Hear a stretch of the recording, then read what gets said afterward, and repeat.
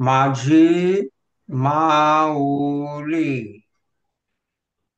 पुंडलिक वरदा हरिविठ्ठल श्री ज्ञानदेव तुकाराम. माऊली ज्ञानेश्वर महाराज की जय. जगद्गुरु तुकाराम महाराज की जय. शांती ब्रह्म एकनाथ महाराज की जय. पंढरीनाथ भगवान की जय. माऊलींनी श्री ज्ञानेश्वरी मध्ये सांगितलेल्या ज्ञान व साधनेच्या अभ्यासासाठी रुजू झालेल्या सर्व जिज्ञासू व मुमुक्षु साधकांचे मनःपूर्वक स्वागत. आपणा सर्वांना साधना वर्गासाठी प्रेरणा देणाऱ्या, प्रवृत्त करणाऱ्या माऊली चरणी सेवा देण्यास आता प्रारंभ करूया. नेहमीप्रमाणे माऊलींचे स्मरण करण्यासाठी ग्रंथाच्या पृष्ठावर असलेल्या माऊलींच्या निर्गुण रूप असलेल्या संजीवन समाधीच्या चित्राकडे डोळे भरून पाहूया. ते निर्गुण रूप डोळ्यामध्ये साठवून घेऊन डोळे बंद करून श्री गुरुगीतेत भगवान शंकरांनी शिवांना जो गुरु संबंधाने उपदेश केला त्यातील काही श्लोकांच्या स्मरणाद्वारे त्या श्लोकातील प्रत्येक पद हे माऊली प्रती आहे अशी भावना मनामध्ये प्रेम, निष्ठा, आदर, भक्ती, श्रद्धा या भावनाद्वारे आणूया. हात जोडून माऊली स्मरण करूया. ओम गुरुर्ब्रह्मा गुरुर्विष्णू गुरुर्देवो महेश्वरः गुरु साक्षात परब्रह्म तस्मै श्री गुरवे नमः. अखंडमंडलाकारं व्याप्तं येन चराचरं तत्पदं दर्शितं येन तस्मै श्री गुरवे नमः. त्वं पिता त्वं च मे माता त्वं बन्धुस्त्वं च देवता संसार मोहनाशाय तस्मै श्री गुरवे नमः. ब्रह्मानन्दं परमसुखदं केवलं ज्ञानमूर्तिं द्वन्द्वातीतं गगनसदृशं तत्त्वमसि आदिलक्ष्यम् एकं नित्यं विमलं अचलं सर्वधि साक्षिभूतं भावातीतं त्रिगुणरहितं सद्गुरुं तं नमामि. डोळे उघडून परत माऊलींच्या निर्गुण रूपाकडे पाहूया आणि अभ्यास वर्गास सुरू करूया. आपल्या आजच्या किंवा रोजच्या प्रार्थनेतील, नेहमीच्या प्रार्थनेतील सर्वधी साक्षीभूतम असे एक पद आहे. ती ओळ आहे, एकम नित्यम विमलम अचलम सर्वधी साक्षीभूतम. सर्वधी साक्षीभूतम, धी म्हणजे बुद्धी, सर्वधी म्हणजे सर्वांची बुद्धी, सर्वधी साक्षीभूतम म्हणजे सर्वांच्या बुद्धीची साक्षीभूत असलेली माऊली असा ह्या शब्दाचा अर्थ आहे. म्हणजे सर्वांच्या बुद्धीमध्ये प्रकाश टाकणारी माऊली आज आपल्याकडून हा अभ्यास वर्ग करवून घेणार आहे अशी भूमिका मनामध्ये आणूया. नेहमीप्रमाणे भागवत गीता व श्री ज्ञानेश्वरीचे प्रयोजन थोडक्यात पाहूया. सर्वांचा कर्मप्रवाह हा आनंद प्राप्तीसाठी मनातील विचार प्रवाह त्याच कारणासाठी सुरू असतो आणि आनंदाची प्राप्ती अखंडितपणे करून देणे हेच श्रीमद भगवद्गीता व श्री ज्ञानेश्वरीचे व्यष्टी स्तरावरील मुख्य प्रयोजन आहे. त्यासोबत कर्मापासूनची निर्लिप्तता प्राप्त करून देणे, जगत मिथ्यत्वाची प्रतीती प्राप्त करून देणे हेही प्रयोजन आहे.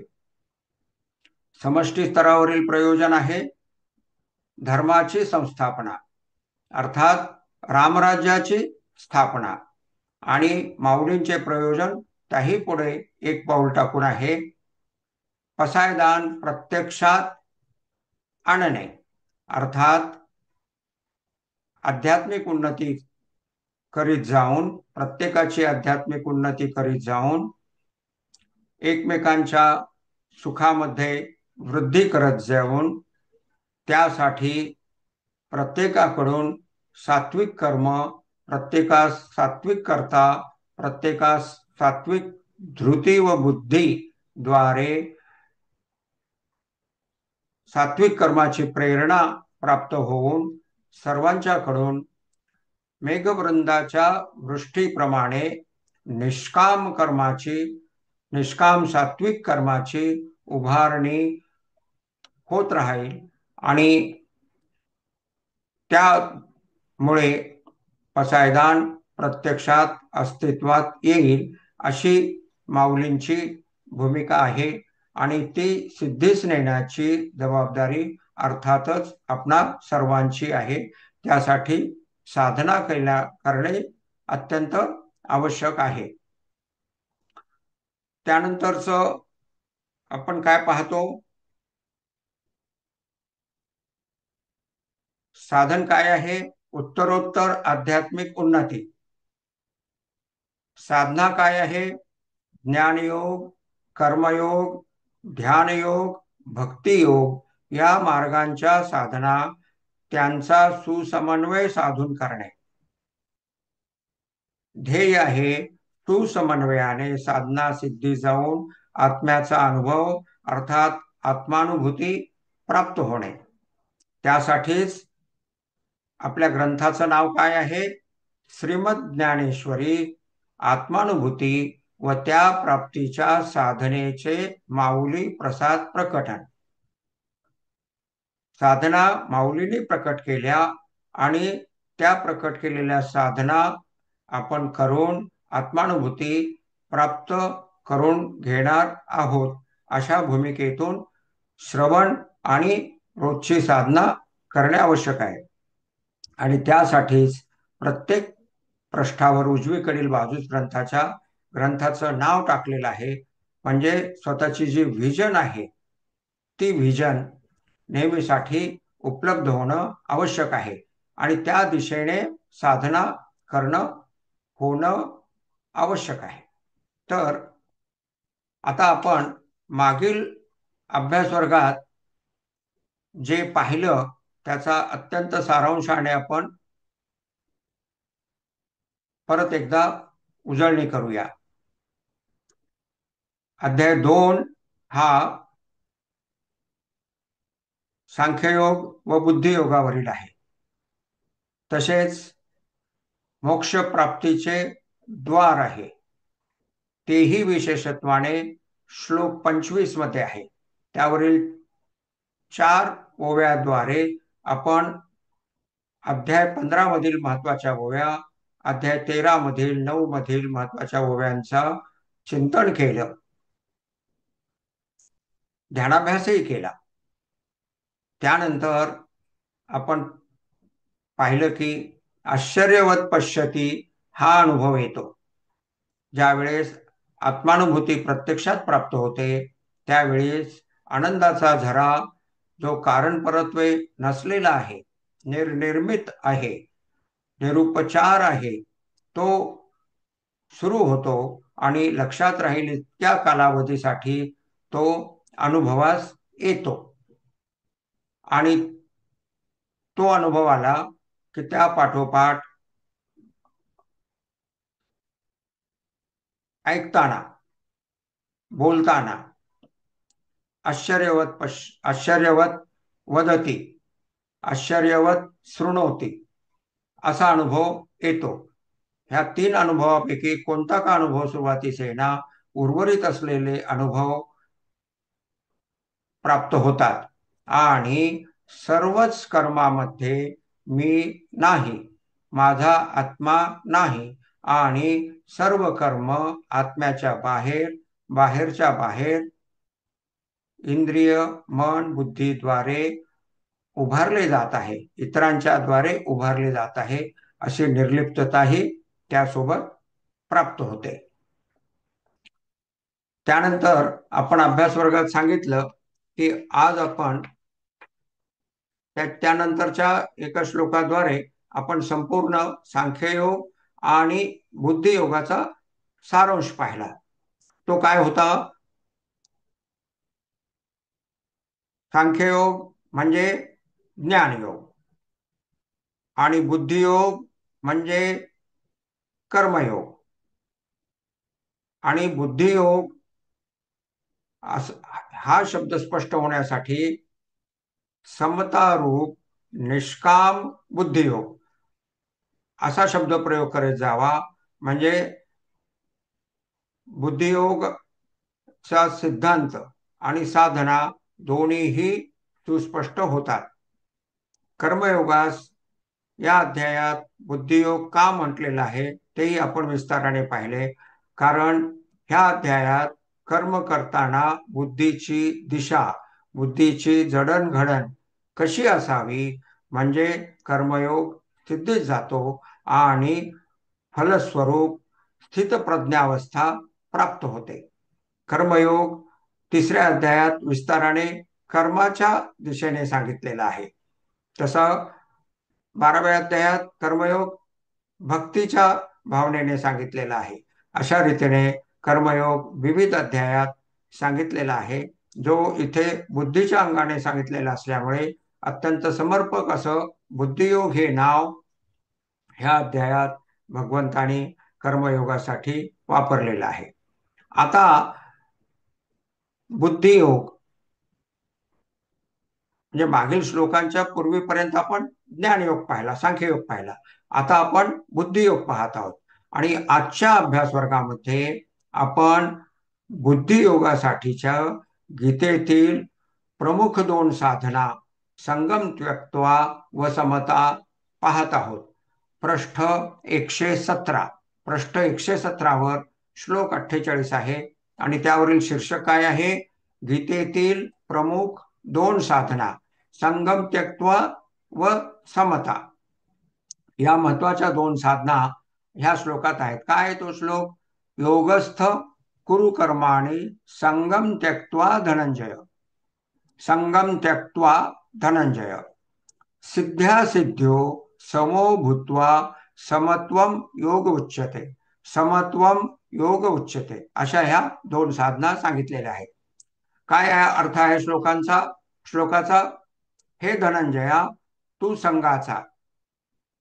संघाचा म्हणजे मी करता भोगता आहे, हा जो संसाराशी संघ म्हणजे संबंध आहे, जो जन्मोजन्मीपासून तयार झालेला आहे, चित्तातल्या कोठल्या न कोठल्या वृत्तीद्वारे जो सतत अनुभवास येत राहतो, तो त्या संघाचा म्हणजे संबंधाचा त्याग करून कर्म करताना त्या कर्माची अखेर स्वइच्छित द्रव्य, सत्ता, संपत्ती, कीर्ती, स्वर्ग, मोक्ष या संबंधाने अनुकूलतेत होणे ही कर्माची सिद्धी आणि तशा अनुकूलतेत न होणे ही कर्माची असिद्धी.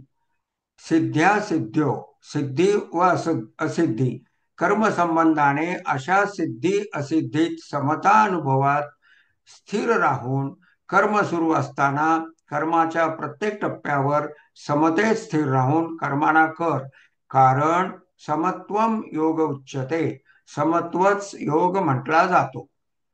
समत्वच योग म्हटला जातो. योग आता आपण माहिती असलेली पण तरी योग या शब्दाची या या पारिभाषिक संज्ञेची व्याख्या आपण पाहत आहोत. युज म्हणजे जोडणे, या धातूपासून म्हणजे क्रियापदापासून योग हा शब्द तयार झालेला आहे. युज या धातूपासून. योग म्हणजे आत्म्याशी परमात्म्याशी जोडलेले राहणे. त्यासाठीच्या मार्गाप्रमाणे त्या साधनेचे नाव. जसे भक्तीद्वारे भगवंताशी जोडले जाणे ही भक्ती योगाची साधना. ध्यानाद्वारे आत्म्याशी जोडणारा ध्यानयोग. तसेच कर्मयोग, ज्ञानयोग, राजयोग, क्रमयोग इत्यादी. पातंजल योग दर्शनात सुरुवातीसच योगश्चित्त वृत्ती निरोध हा अर्थात चित्तवृत्ती निरोध या साधनेला योग म्हटले आहे. प्रस्तुत श्लोकात भगवंत म्हणतात समत्वम योग उच्यते, अर्थात समत्वच योग म्हटला जातो. समतेच्या साधनेद्वारे आत्म्याशी जो जोडतो तो समत्व योग. समता या साधनेद्वारे साधक आत्म्याशी जोडला जाऊन आत्मरूप परमात्मरूप होतो. यावरून समता या साधनेचे महत्व लक्षात घ्यावे. आता समत्वम योग उच्यते. आता दुसरे आहे संगम त्यक्त्वा, प्रमुख व महत्वाची साधना. ती आपण विस्ताराने पाहत आहोत. श्लोकाच्या सुरुवातीसच सांगितलेली व महत्वाची असलेली साधना आहे संगम त्यक्त्वा. संग म्हणजे आसक्ती हे भाषांतर अपुरे आहे. विविध इच्छा, आशा, अपेक्षा, राग द्वेषादी विविध द्वंद्वे, भय, चिंता, काम, क्रोधादी विविध विकार याद्वारे संसाराशी जगताशी संग म्हणजे संबंध उपजत असतो. जो त्या अनुषंगाने मनात येणाऱ्या विचार प्रवाहाद्वारे वृत्ती प्रवाहाद्वारे अनुभवास येत असतो. यावरून लक्षात येईल की संघाच्या विविध कारणापैकी एक आहे द्वंद्व. कशा कशामुळे संघ जाणवतो? विविध इच्छा, विविध इच्छा बर का, विविध इच्छा, आशा, अपेक्षा, राग द्वेषादी विविध द्वंद्वे, भय, चिंता, काम, क्रोधादी विविध विकार, मी व माझेपणा, देहाअहंकार, कर्तृत्व अहंकार, भोक्तृत्व अहंकार याद्वारे संसाराशी जगताशी संग म्हणजे संबंध उपजत असतो. जो त्या अनुषंगाने मनात येणाऱ्या विचार प्रवाहाद्वारे वृत्ती प्रवाहाद्वारे अनुभवास येत असतो. यावरून लक्षात येईल की संघाच्या विविध कारणापैकी एक आहे द्वंद्व आणि विविध द्वंद्वापैकी एक आहे रागद्वेष आणि राग म्हणजे आसक्ती. आता म्हणजे बघा, संघ या शब्दाला आसक्ती म्हणणं म्हणजे किती संकुचित अर्थ झाला. त्यामुळं संघ म्हणजे हे भाषांतर, संघ म्हणजे आसक्ती हे भाषांतर खूपच अपुरे असल्याचे लक्षात येईल. संघ म्हणजे संबंध आणि त्यामुळे माऊली संघ हाच शब्द वापरतात, पर्यायी शब्द वापरत नाहीत. याच अध्यायातील श्लोक 14 मध्ये आपण सुखदुःखादी शीतोष्णादी द्वंद्व संबंधात संघ श्लोक 14 मध्ये पाहिला आणि त्यातील ओवी 111 ते 122 मध्ये माऊलीने संघ हा शब्द 4दा वापरला आणि तो कुठे 111 ते 122 मध्ये. तर त्यातील आपण ओवी 122 पाहूया, जे पृष्ठ 36 वर आहे. काय आहे? देखे अनित्य तिया परी म्हणून तू अव्वेरी हा सर्वथा संगू न धरी धनुर्धरा. हा सर्वथा संगू न धरी धनुर्धरा म्हणजे भगवंताने, ही श्लोक 14 वरील ओवी आहे. भगवंताने जी द्वंद्व सांगितली त्या द्वंद्व, ती सर्व द्वंद्व अनित्य आहेत, येतात आणि जातात असं भगवंताने सांगितलं. ते अनित्य आहेत आणि म्हणून त्यांचा अव्हेर करावायचा आहे. त्याच्याकडे सत्यत्वाने न पाहता साक्षीभावाने पाहावयाचा आहे. हा सर्वथा संगू न धरी, जो संग जाणवतो वृत्तीद्वारे विविध द्वंद्वास, तो संग न धरी धनुर्धरा. मी सुखी, मी दुःखी असा जो संघ विषय सेवनात जाणवतो, त्या संघाचा म्हणजे संबंधाचा साक्षीभाव, अनासक्ती, आत्मा अनात्मा विवेक याद्वारे विच्छेद कर, असं भगवंताने त्या श्लोकावर सांगितलं. त्या श्लोकामध्ये तितिक्षा म्हणजे सहन करणे सांगितलं. तितिक्षेची व्याख्या आपण त्या ठिकाणी त्या अभ्यास वर्गामध्ये विस्ताराने पाहिली. आता आपण काय करणार आहोत, तसेच ओवी 321 प्रस्तुत अध्यायातील ओवी 321 जी ओवी जी पृष्ठ 162 वर आहे, तिथे वरच्या बाजूला श्लोक 62 आहे. त्या श्लोक 62 वरील ही ओवी 321 आहे. या ओवीमध्ये संघ हा शब्द माऊलीने अत्यंत समर्पकतेने वापरलेला आहे. श्लोक 62 काय आहे, आपण पदच्छेद वाचूया. ध्यायतो विषयान् संगः तेषु उपजायते. संग उपजायते, संगात संजायते कामः, कामात क्रोध अभिजायते, कामात क्रोध अभिजायते. आणि प्रथम चरणात काय आहे, पूर्वार्धात काय आहे, संग उपजायते. तर ओवी 321 मध्ये संगम त्यक्त्वा या साधनेचे स्पष्ट स्वरूप माऊलीने सांगितलेले आहे. तर अर्थ जो आहे तो साधना सांगणारा आहे. या साधनेचे स्पष्ट स्वरूप सांगितलेले आहे. काय आहे ते, जरी हृदयी विषय स्मरती तरी निसंगाही आपजे संगती. संगतीमध्ये संघ हा शब्द आहे. निसंगाही, निसंग असलेल्यासही आपजे संगती, संगे प्रगटे मूर्ती अभिलाषाची. म्हणजे 3 वेळेस संघ हा शब्द आलेला. तरी निसंगाही आपजे संगती, संगे प्रगटे मूर्ती अभिलाषाची. आता अर्थ पाहूया. जर हृदयामध्ये विषयाचे स्मरण होत असेल तर प्रत्यक्ष विषयापासून निसंग झालेल्या व्यक्तीच्या बाबतीतही मानसिक रूपाने विषयाशी संग म्हणजे संबंध उपजतो. भगवंताने उपजायते म्हटलेले आहे. आणि त्या संघामुळे प्रत्यक्षात तो विषय प्राप्त होण्याची अभिलाषा म्हणजे इच्छा कामना आकार घेते.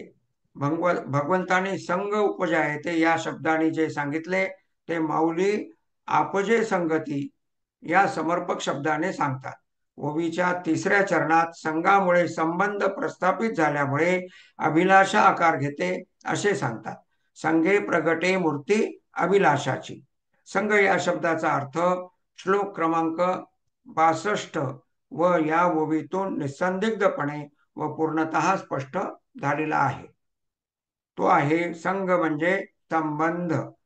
संघ टिकून राहण्याचे कारण आहे आसक्ती म्हणजे आणि जे संघ टिकून राहण्यासाठी विविध कारणापैकी एक आहे. त्यामुळे संघ या शब्दाचे भाषांतर असे आसक्ती असे भाषांतर करू नये. आपण अभ्यास वर्गामध्ये जो आवृत्ती 2 मध्ये या ठिकाणी आपण जो भाग वाढवलेला आहे तो तिथे आपण अभ्यास वर्गात टाकला होता आणि आपण सर्वांनी त्याचं वाचनही केलेलं आहे. त्याचं वाचन आता आपण करणार आहोत. संघ या संज्ञेचे स्पष्ट स्वरूप व संगम त्यक्त्वा या साधनेचे संपूर्ण गीतेतील विहंगावलोकन आता आपण करणार आहोत. विहंगावलोकन म्हणजे पक्षी आकाशात अजूनच उंचीवर असतो आणि तेथून तो खालच्या संपूर्ण भागाला पाहतो, अशा अर्थाने विहंगावलोकन हा शब्द आहे. तर संपूर्ण गीतेमध्ये संघ या संज्ञेचे स्पष्ट स्वरूप व संगम त्यक्त्वा या साधनेचे संपूर्ण गीतेतील विहंगावलोकन आता आपण करीत आहोत. प्रस्तुत श्लोक 62 आता जो थोड्या वेळापूर्वी आपण वाचला तेथे काय म्हटलंय, संघ उपजायते अर्थात संघ उत्पन्न होतो. श्लोक 47 मध्ये काय म्हटलंय, कर्म न करण्याशीही संघ नको. हाही श्लोक आपण पाहिलेला आहे. नंतर श्लोक 48 मध्ये काय, जो प्रस्तुत श्लोक सुरू आहे त्यामध्ये संगम त्यक्त्वा मी व माझेपणा, मी कर्ता भोक्ता, विविध विकार व द्वंद्वे अशा वृत्तीद्वारे प्राप्त झालेला संग सोड, असे 3 श्लोक प्रस्तुत अध्यायात आहेत. उर्वरित 13 श्लोक म्हणजे एकूण गीतेत संघ हा शब्द भगवंतानी 16 श्लोकात वापरलाय. त्यातले प्रस्तुत अध्यायात 3 आणि उर्वरित 13 श्लोक उर्वरित अध्यायात आहेत. भगवंतांना तसेच माऊलींना जेथे आसक्ती असे म्हणावयाचे आहे तेथे ते आसक्ती असे म्हणतात. संघ या शब्दाचं सर्वच संप्रदायात आसक्ती असे सरसकट भाषांतर, सर्रास भाषांतर केले जाते. जणू काही, थोडासा उपरोधिक बोलतो आहे, जणू काही भगवंतांना आणि भगवंत स्वरूप माऊलींना आसक्ती हा शब्द माहिती नाही आणि त्यांना फक्त संघ हाच शब्द माहिती आहे. तर तसा ग्रह करू नये. भगवंतांना, भगवंत स्वरूप माऊलींना सर्व शब्द संपूर्ण सरस्वती त्यांच्या अधिकारात आहे. त्यामुळे त्यांना संघ आणि आसक्ती हे दोन्ही शब्द पूर्णपणे माहीत आहेत असं निष्ठेने, श्रद्धेने मनामध्ये बिंबू द्या. माऊलीने अध्याय 2 संघ शब्द कुठे आला ते आपण आता पाहत आहोत. माऊलीने अध्याय 2 ओवी 112, 115, 117, 122 ह्या 4 ओव्यामध्ये, एकाच श्लोकावरील 4 ओव्यामध्ये माऊलींनी संघ हा शब्द वापरून संघ या शब्दाची प्रस्तावना केलेली आहे. ओवी 266, 267, 283, 292, 333 व 336 मध्ये संघ या शब्दाच्या वापराद्वारे संघ म्हणजे विविध वृत्तीद्वारे जाणवणारा संबंध असे स्पष्ट केले आहे. आपण ग्रहपाठामध्ये ह्या सर्व ओव्या पाहिल्या असतील. पाहिल्या नसल्यास पाहाव्यात. आणि एवढ्या ओव्यामध्ये माऊलींनी प्रस्तुत अध्यायात संघ हा शब्द वापरलेला आहे. उर्वरित 13 श्लोकांचे विहंगावलोकन पुढील प्रमाणे. अध्याय 4 श्लोक 23 ओवी 162 मध्येही संघ हा शब्द आलेला आहे.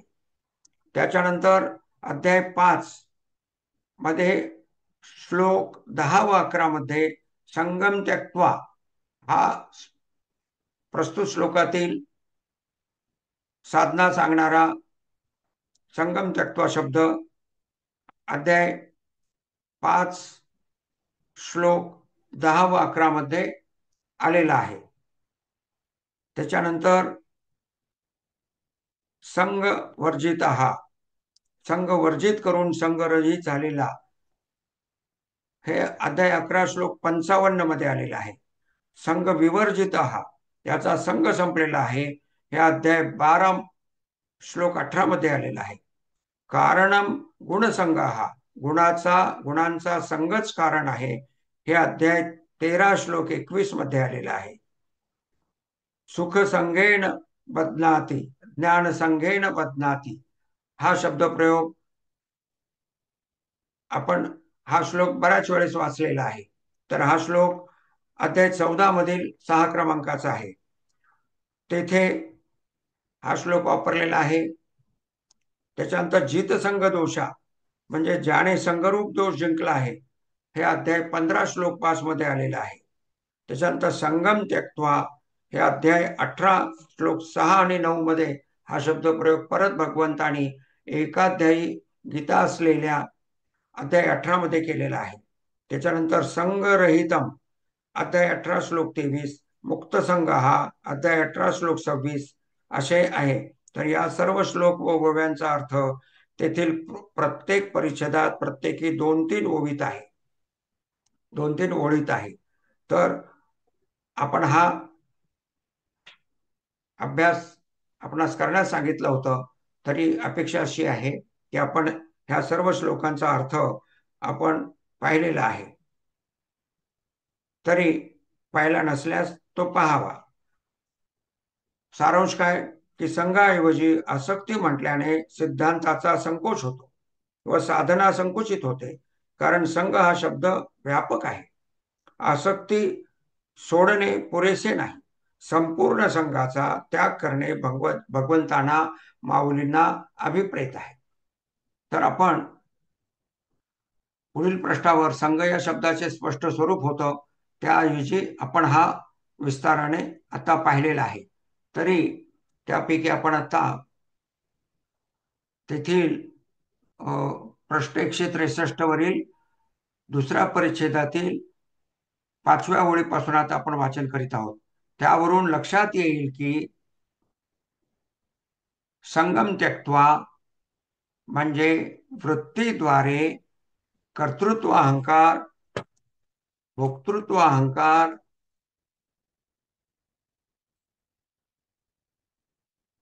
याद्वारे निर्माण झालेल्या संबंधाचा त्याग करणे हे आहे.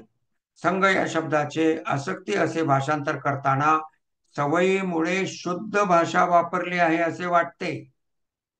संघ या शब्दाचं भाषांतर आसक्ती जेव्हा आपण करतो तेव्हा मागच्या बाजूला बुद्धीच्या पटलावर काय वाटत असतं की आपण अत्यंत समर्पक आणि शुद्ध भाषेत भाषांतर केलेलं आहे. माऊलींना आसक्ती हा अर्थ जेथे अभिप्रेत आहे, फक्त तेथेच माऊली आसक्ती या शब्दाची योजना करतात, जसे अध्याय 2 ओवी 245 इत्यादी. त्यामुळे संघ या शब्दाचे भाषांतरच करू नये. सत्संग, संगत, संगती, कुसंगती, सर्व संघ परित्याग हे मराठीतील नेहमीच्या वापरातील शब्द आहेत. या शब्दाद्वारे संघ हा शब्द सर्वांना कळणारा, समजणारा आहे अशी पक्की खुणगाठ स्वतःच्या बुद्धीत धारण करावी.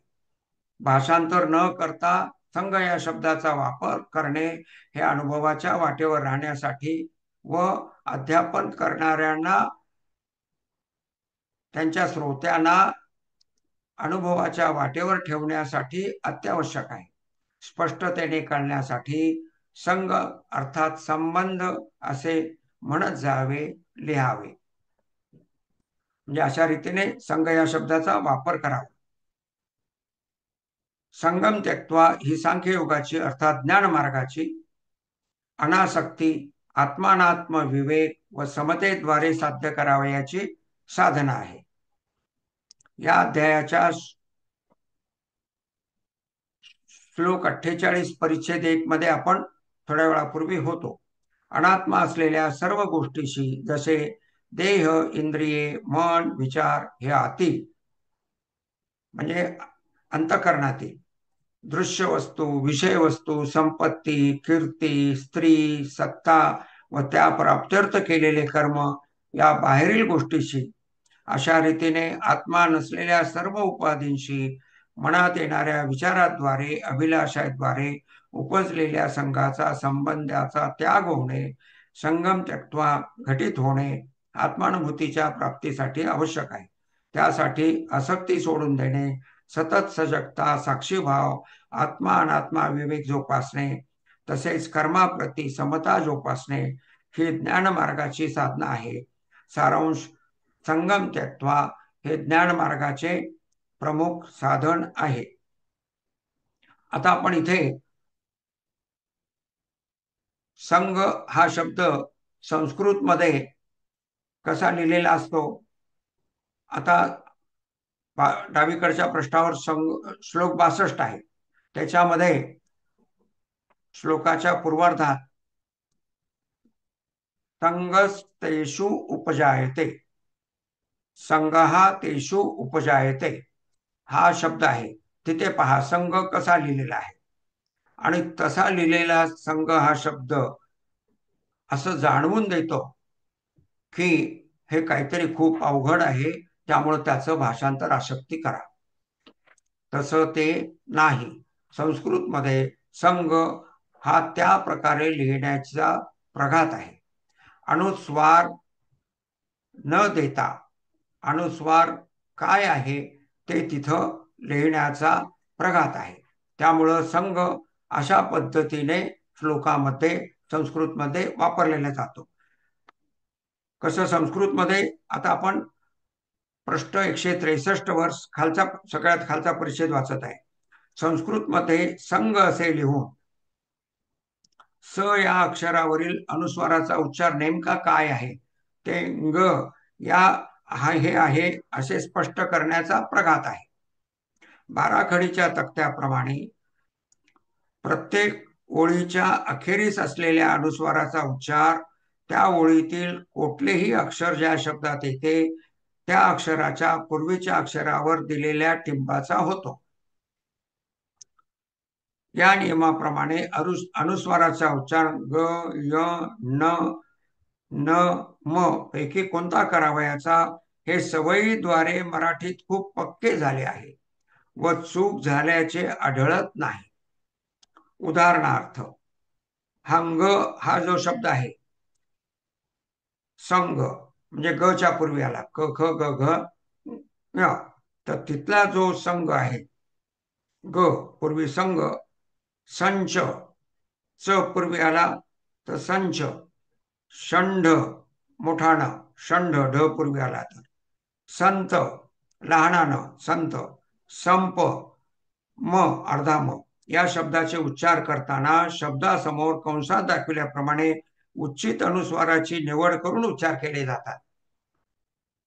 म्हणजे तिथं कोणता उच्चार करायचा, शब्दावर टिंब दिलेला आहे अनुस्वारदर्शक, त्याचा उच्चार कोणता करायचा हे अनुभवाने मराठीमध्ये पक्के झालेले आहे.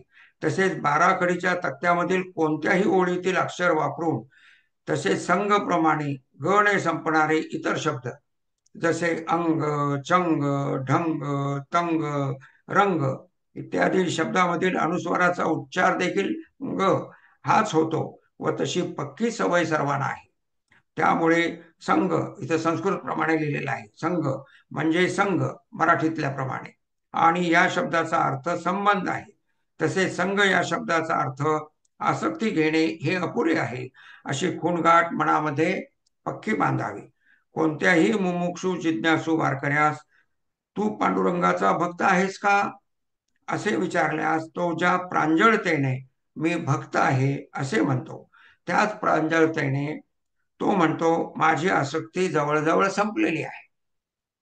त्यात जर विचारले अनात्मा असलेल्या गोष्टीशी संबंध संपला का, संगम त्यक्त्वा घटित झाले का, तर तो नाही म्हणे.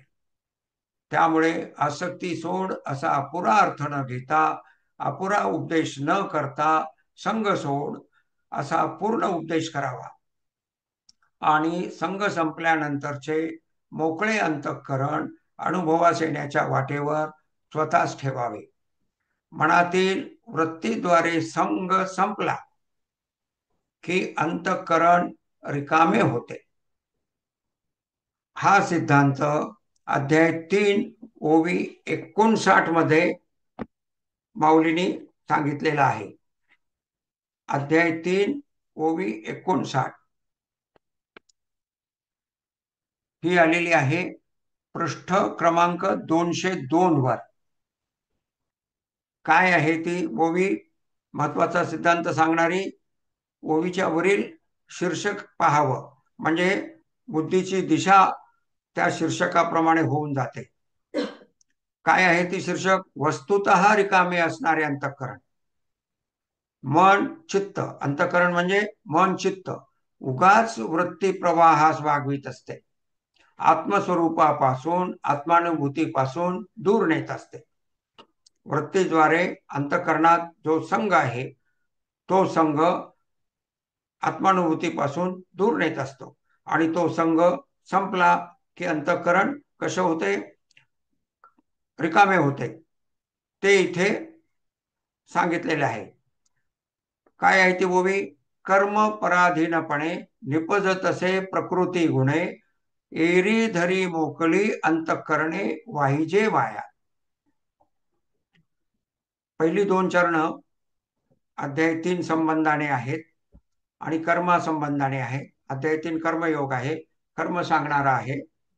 तर कर्म पराधीनपणे निपजतसे प्रकृती गुणे, एरी धरी मोकळी अंतःकरणे. मोकळी अंतःकरणे हा आपल्यासाठी महत्वाचा शब्दप्रयोग आहे. वाहिजे वाया, उगाचच वाहते. एकामुळे दुसरी, अर्थ पहा, एकामुळे दुसरी, एकीतून दुसरी गोष्ट घडत जाणे, परिवर्तन होत जाणे, कर्म सुरू राहणे, हा प्रकृतीचा गुण म्हणजे स्वभाव आहे. हा स्वभाव प्रकृतीचे कार्य असलेल्या शरीर, मन, बुद्धीचा आहे. हाच स्वभाव शरीर, मन, बुद्धीशी एकरूप असलेल्या मीच आहे. अशा प्रकारे कर्माबाबतची मीची पराधीनता निपजलेली आहे. अशा प्रकारे मी हे कर्म करतो ही धारणा मुळात मोकळे म्हणजे रिकामे असलेले अंतःकरण व्यर्थ वाहत असते. संघ या संबंधाने आपण ही ओवी पाहत आहोत. तर त्यातील महत्वाचा भाग काय आहे? मुळात मोकळे. माऊलींचे शब्द काय आहेत? एरी धरी मोकली अंतःकरणे वाहिजे वाया. मुळात मोकळे म्हणजे रिकामे असलेले अंतःकरण व्यर्थ वाहत असते. तर आपण ही ओवी लेखकाच्या आवडीच्या असलेल्या ओवीपैकी एक आहे. वस्तुतः रिकामे असलेले अंतःकरण म्हणजेच संकल्प विकल्प रहित, म्हणजेच नाम रूप विचार रहित, म्हणजेच वृत्तीरहित असलेले मन चित्त म्हणजेच चिदाकाश. मी करता भोगता आहे ही धारणा उगीच धरून असते, वागवीत असते. तर आपण आपल्या मूळ विषयाकडे येऊया, म्हणजे पृष्ठ 164 वर येऊया. तर तिथे संघ या शब्दाचा आपण स्पष्टतेने अर्थ पाहत आहोत. तर माऊलींनी तर ते स्पष्ट केलेलंच आहे, पण इतर संतांनी सुद्धा संघ हा शब्द वापरलेला आहे. हे आपण आता पाहूयात. जो भाग प्रस्तुत अध्यायात नाही पण आवृत्ती 2 मध्ये येणार आहे.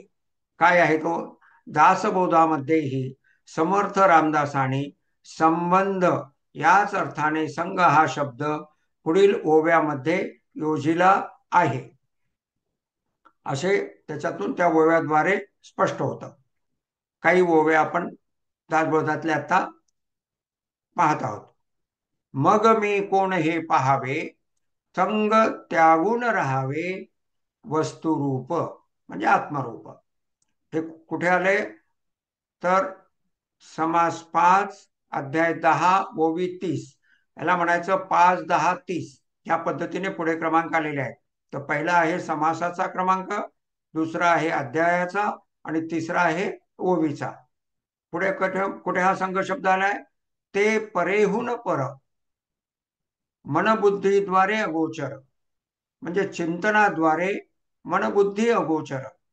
संग सोडिता सत्वर पाविजे ते, ते म्हणजे आत्मस्वरूप. संग सोडिता सत्वर पाविजे ते 7:2:18 मध्ये आले. आपण म्हणजे मीपणा, मीपण म्हणजे जीवपणा, जीवपण म्हणजे अज्ञान. असा अज्ञानाशी संग जडला. जीवपण म्हणजे अज्ञान, संग जडला. असं आले 7:2:20 मध्ये.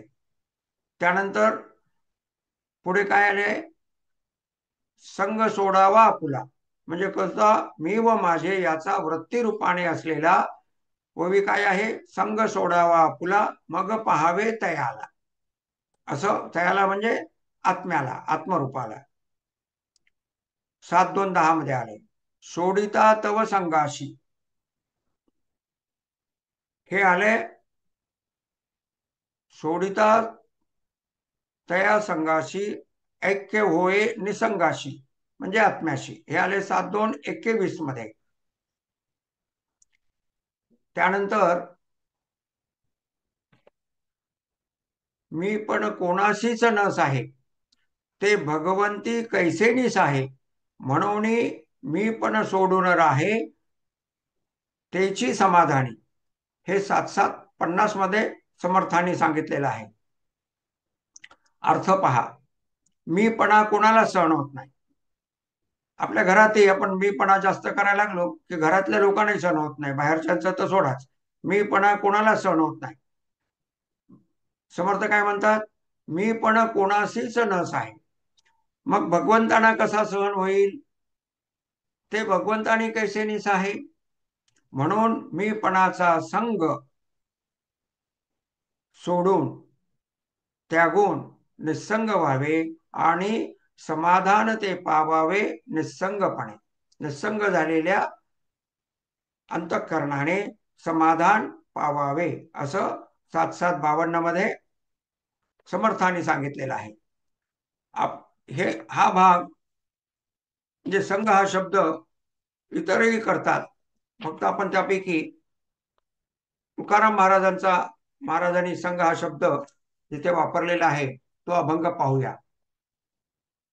तुकाराम महाराजही संघ हा शब्द वापरतात व संघ संपलेल्या अंतःकरणात म्हणजे अंतःकरणात अद्वैताचा म्हणजे आत्म्याच्या आनंदाचा अनुभव येतो असे पुढील प्रमाणे सांगतात. न करी रे संग राहे रे निश्चळ. न करी रे संग राहे रे निश्चळ. लागून येदी मळ ममतेचा. ममतेचा म्हणजे मी व माझे या ममत्वाचा. असं अभंग 87 मध्ये म्हटलेलं आहे. या नावे अद्वैत खरे ब्रह्मज्ञान अनुभवा वाचून बडबडते. हे तिथेच दुसऱ्या चरणात म्हटलेलं आहे. इंद्रियांचा जय वासनेचा क्षय संकल्पाही न ये वरी मन शरणती. तुका म्हणे न ये जाणीव अंतरा अंतरी या थारा आनंदाचा. अखेरच्या चरणात म्हटलंय. अर्थ इंद्रिय जय होऊन वासना संकल्प तसेच मी व माझे हा वृत्तीद्वारे मनात येणारा संग संपून अंतःकरणास निश्चळता प्राप्त झाली की अंतःकरणात वृत्तीद्वारे येणारी जाणीव संपली की वृत्तीद्वारे जाणवणारा संग संपला की अंतरीचा अधिष्ठान रूप आनंद अनुभवास येतो. अन्यथा अनुभवा वाचून बडबड सुरू असते.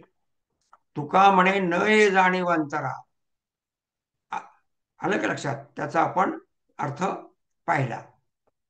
तर अशा रीतीने तुकाराम महाराज सुद्धा संघ हा शब्द वापरतात आणि संघ संपला की अद्वैताचा अनुभव येतो, निसंगतेचा अनुभव येतो असा विस्तार करतात. हे आपण पाहिलं. आता जो थोडासा पुढील भाग जो आहे तो आपण ध्यानावस्थेतून पाहू. आपणास त्यासाठी आधी ध्यान आपण सुरू करू. त्यासाठीच्या नेहमीच्या सूचना आता आपण पाहू. मऊ कुशन असलेल्या खुर्चीत आपण बसलेले आहात. 2 पायाची अडी घालून टाचापासून करंगळीपर्यंतचा दोन्ही तळपायाचा भाग जमिनीस पूर्णपणे टेकलेला आहे याची खात्री करण्यासाठी थोडे मागे पुढे करून जेथे योग्य वाटते त्या ठिकाणी दोन्ही पाय ठेवावेत आणि त्याद्वारे कमरेपाय खालील सर्व शरीर हे स्थिर झालेले आहे, सुखासनात आहे असे पाहावे. त्यानंतर हात माऊलीच्या फोटोप्रमाणे ठेवलेले आहेत. त्यानंतर पृष्ठांत उचलणे. पृष्ठांत म्हणजे लोअर बॅक उचलणे. अशा रीतीने उचलली म्हणजे स्वतःची उंची वाढवली की ताण येतो. तो ताण उंची थोडी कमी करून घालवा. अशा रीतीने संपूर्ण पाठीचा कणा सुखासनात आहे याची खात्री करा. खांदे ढिले सोडा. अशा रीतीने मस्तकाखालील संपूर्ण शरीर सुखासनात प्राप्त झालेले आहे. चेहऱ्यावरील स्नायू विश्रांत करण्यासाठी चेहऱ्यावर किंचित स्मित आणा. मान सरळ ठेवा. अशा पद्धतीने संपूर्ण शरीर विश्रांत करा. शरीर स्वतः स्वतःला सावरून धरते. शरीरास सावरून धरण्याची भूमिका नको. मनात आता शरीर विश्रांत झालं, आता मनास विश्रांत करा. त्यासाठी मनात येणाऱ्या विचाराकडे साक्षी भावाने पहा. विचारांना नाकारू नका. विचारांना चांगला वाटला म्हणून खत पाणी घालू नका. विचार शृंखलेत त्याद्वारे गुंतू नका. विचारास बुद्धीद्वारे चांगला वाईट, आवश्यक अनावश्यक असे वर्गीकृत म्हणजे लेबलिंग करू नका. साक्षी भावाद्वारे पाहत राहा. माऊली काय म्हणतात? श्रवणाबाबत कसं श्रवण करावं? अति हळुवारपणा आणून या चित्ता, म्हणजे प्रांजळपणाने, प्रेमभक्ती रसाने चित्तास हळुवारपणा आणावा. त्यानंतर माऊली काय म्हणतात? स्थिरावलेने अंतःकरण. अंतःकरण स्थिर झालेलं आहे. वृत्तीची क्षीणता प्राप्त झालेली आहे. अशा स्थिरावलेने अंतःकरणे श्रवण करावयाचं आहे. आपण हेही पाहिलं की इंद्रिया देऊनी कवाड हृदयी भोगीचे. अशा पद्धतीने माऊलींनी सांगितलेल्या सिद्धांताचा सरळ सरळ अंतःकरणात जाऊ द्यायचा आहे. तर माऊली काय म्हणतात? अध्याय 15 मध्ये, अध्याय 15 श्लोक 5 मध्ये काय, कशावर आहे तो श्लोक? मोह कामनादीमुळे मनात उत्पन्न होणाऱ्या वृत्तीद्वारे अनुभवास येणारा हा संग हा दोष आहे, असं अध्याय 15 श्लोक 5 मध्ये म्हटलेलं आहे भगवंतानी. व हा संग दोष जिंकलेला जितसंग दोषा हा साधक अविनाशी पदाला, पदम अव्ययम म्हणजे आत्मानुभूतीला प्राप्त होतो. हा सिद्धांत भगवंतानी अध्याय 15 श्लोक 5 मध्ये सांगितलेला आहे. काय आहे तो श्लोक? निर्माण मोहा चितसंग दोषा अध्यात्मनित्या विनिवृत्त कामाः द्वंद्वैर्विमुक्ताः सुख दुःख संज्ञे गच्छन्ति अमूढा पदम अव्ययम तत्. अर्थ काय आहे पाहूया आपण.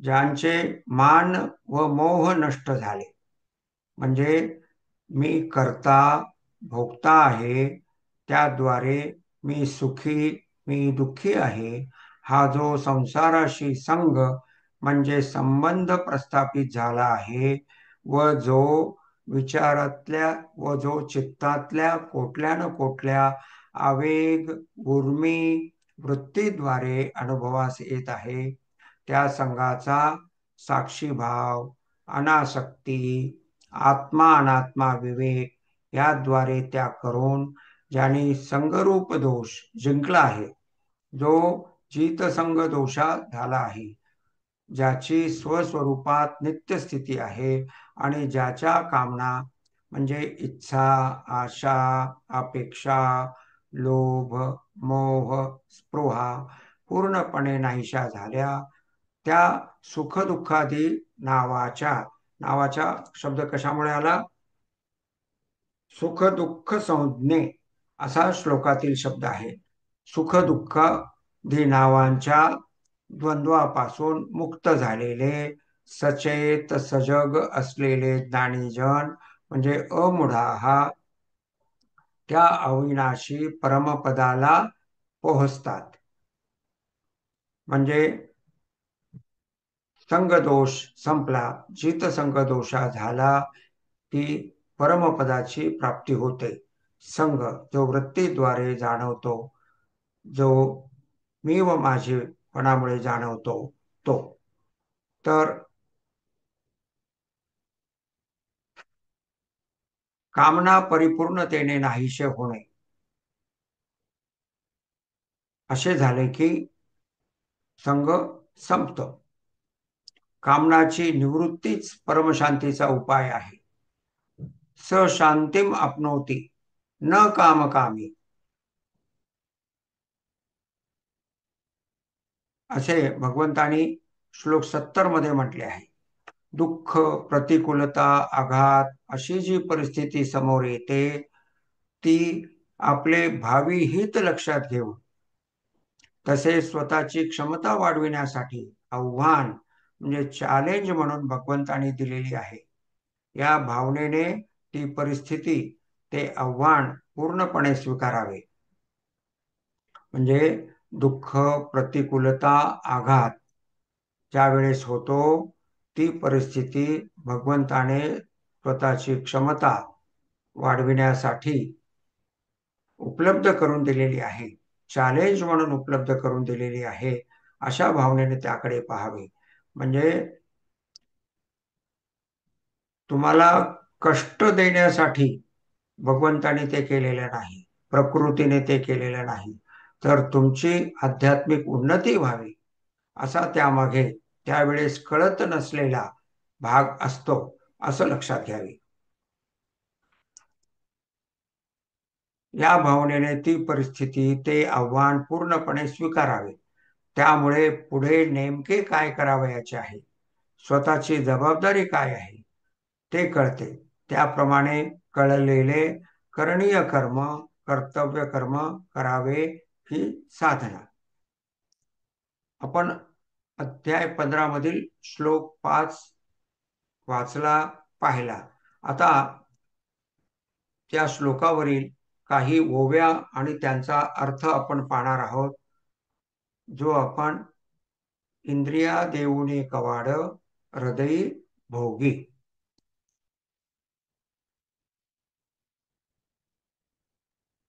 अध्याय 15 श्लोक 5 वरील ओवी 290 काय आहे? सूर्योदया सरीसी रात्री पळवणे जाय अपेसी गेली देह अहंता तैसी अविद्ये सवे. संगरूप दोष जिंकल्यामुळे व कामना नाहीशी झाल्यामुळे सुखदुःखादी द्वंद्वापासून मुक्त झालेल्या परमपदाला, जीवनमुक्त अवस्थेला पोहोचलेल्या पुरुषांची लक्षणे माऊली पुढील प्रमाणे स्पष्ट करतात. त्या पुरुषापासून अविद्येसह देहावरील अहंता पळून जाते. परमपदाला पोहोचलेल्या पुरुषांचं लक्षण काय सांगितलंय? त्या पुरुषापासून अविद्येसह देहावरील अहंता पळून जाते. ओवी 290 जी आपण वाचली ती परत वाचतो. सूर्योदया सरीसी रात्री पळवणे जाय अपेसी. सूर्योदय झाला की रात्र जशी पळून जाते त्याप्रमाणे गेली देह अहंता तैसी अविद्ये सवे. संग संपला, जित संग दोषा हा झाला, दोषरूप संग संपला की देह अहंता जाते अविद्ये सह. 292 मध्ये काय म्हणतात? लोहाचे साकडे परिसा न जोडे अंधारू रवी जैसा द्वैत बुद्धीचा तैसा सदा सदा दुष्काळ जसा. परिसाला लोखंड दिसतच नाही, कारण लोखंड जवळ आलं की ते सोनं होऊन जातं. त्यामुळं परिसाला लोखंड प्राप्तच होत नाही. न जोडे अंधारू रवी जैसा, सूर्याला अंधार प्राप्तच होत नाही. त्याप्रमाणे परमपदाची प्राप्ती झाली असता द्वैत बुद्धीचा सदा दुष्काळ जया, त्या पुरुषांना द्वैत बुद्धीचा दुष्काळ असतो. 293 मध्ये काय म्हणतात? सुख दुःखादी द्वंद्व रूपाने जी द्वंद्वे या देहात अनुभवास येत असतात, ती द्वंद्वे त्या पुरुषांच्या समोर येतच नाही. म्हणजे क्षीण होऊन येतात, वृत्ती क्षीणतेने येतात, उर्मी आवेग रहिततेने येतात. समस्त हे सुख आहे, हे दुःख आहे, पण त्यामध्ये आवेग नसतो. द्वेष असेल तर त्यात उद्वेग नसतो. 294-95 मध्ये काय म्हणतात? स्वप्नातील राज्यप्राप्ती किंवा मरण ही जसे जागे झाल्यावर हर्ष व शोकास कारण होत नाही, सर्प जसा गरुडास धरू शकत नाही, त्याप्रमाणे सुखदुःखे व त्यांना कारण असलेली पुण्यपापे त्या पुरुषास बांधू शकत नाहीत, लिप्त करू शकत नाहीत. असं माऊलीने ओवी 294-295 मध्ये सांगितलं. 296 मध्ये काय सांगितलं ते ओवी आधी पाहूया. आणि अनात्मवर्ग नीर सांडुनी आत्मरसाचे क्षीर, चरताती जे सविचार राजहंस. राजहंसाचा दृष्टांत देऊन माऊली काय म्हणतात? राजहंस जसा मिश्रणातील पाणी टाकून दुधाचे सेवन करतो, तसे तो पुरुष जे जे अनात्मा ते सर्व टाकून देऊन आत्मानंद रूपी रसाचे सेवन करतो. पुढे ओवी 301 मध्ये काय म्हणतात? जैसा अग्नीचा डोंगरू नेघे कोणी बीज अंकरू. दृष्टांत काय दिलाय की जर ज्या डोंगरावर अग्नी असतो तेथे बीजातून अंकुर कसा फुटेल, तैसा मणी जया विकारू उदय जेना. जसा अंकुर बीजातून अंकुर उगवत नाही, त्याप्रमाणे मणी जया विकारू उदय जेना, त्याच्या मनामध्ये कोणताच विकार उत्पन्न होत नाही. त्यापुढील ओवीत काय म्हणतात माऊली? जैसा काढिलिया मंदरा चळू राहे क्षीरब्धी निश्चळू, तैसा नुठी जया सळू कामोर्मीचा. दृष्टांत काय दिलाय? मंदार पर्वत हा क्षीर समुद्रातून काढला, जो घुसळण्यासाठी वापरात होता त्यावेळेला, त्या कथेमध्ये जावयास नको. तर तो जर काढला तर घुसळण्याची क्रिया थांबल्यामुळे क्षीर समुद्र कसा निश्चळ होतो, तैसा नुठी जया सळू कामोर्मीचा. त्याच्या अंतःकरणात कोणत्याही प्रकारच्या कामनेची, इच्छेची उर्मी आवेग उत्पन्न होत नाही. नुठी जया सळू कामोर्मीचा. पुढील त्याच्यानंतरच्या ओळीत काय म्हणतात? चंद्रमा कळी घाला न दिसे कोणी अंगी ओसावला, तेवी अपेक्षेचा अवखळा न पडे जया. स्वतःच्या ठिकाणी जाणवणारी अपूर्णता पूर्ण करण्यासाठी एक इच्छेचा उगम होत असतो. ती अपूर्णता त्या पुरुषाच्या ठिकाणी आता पौर्णिमेच्या चंद्राप्रमाणे उरलेली नसते, अपूर्णताच काही राहिलेली नाही. मग त्यामुळे संकल्प इच्छा उद्भवण्याचा प्रश्नच नाही, असा माऊलीने ओवी 303 मध्ये सांगितलेला आहे. ओवी 307 मध्ये काय सांगितलेलं आहे? दृश्यपणे देखीजे का ज्ञेयत्वे जाणीजे, अमुक ऐसे म्हणीजे ते जे नव्हे. आत्म्याचं स्वरूप सांगितलेलं आहे. आपण नेहमी ह्या ओवीचा अर्थ पाहूया. आपण नेहमी जे इदम अहम वृत्तीने जाणले जाते ते आत्मस्वरूप इदम अहम वृत्तीने जाणले जात नाही. ज्या ठिकाणी इदम अहम वृत्तीने जाणले जात नाही, म्हणजे इदम अहम वृत्ती संपलेली आहे, त्या अशा ठिकाणची अर्थात आत्मस्वरूपाची परमपदाशी ते एकरूपता अनुभवतात अर्थात आत्मानुभूतीस प्राप्त होतात. तर आपण जे पाहिलं थोड्या वेळापूर्वी की अंतःकरण कसं मोकळं होतं हे माऊलीने अध्याय 3 मध्ये सांगितलेला आहे. तो भाग आपण परत एकदा पाहूया. एरी धरी मोकळी अंतःकरणे वाहिजे वाया. जी वस्तुतः अंतःकरण मोकळी आहे, रिकामी आहे, त्या ठिकाणी वृत्तीद्वारे व्यक्ती उगाचच अंतःकरणामध्ये वृत्तींना धरून असते. वस्तुतः रिकामे असलेले अंतःकरण म्हणजेच संकल्प विकल्प रहित, म्हणजेच नाम रूप विचार रहित, म्हणजेच वृत्तीरहित असलेले मन चित्त म्हणजेच चिदाकाश मी करता भोगता आहे ही धारणा उगीचच धरून असते, वागवीत असते. आपलं अंतःकरण उगीचच वृत्ती वागवीत असते, संग जोपासत असते.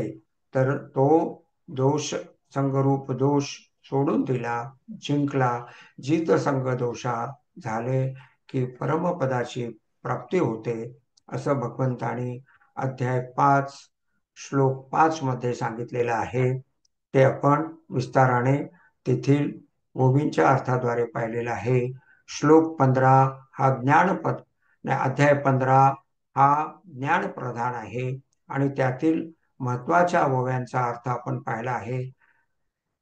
तरी त्या नेहमीसाठी मनामध्ये साठवून ठेवूया आणि हळूहळू डोळे उघडून ध्यानातून बाहेर येऊया.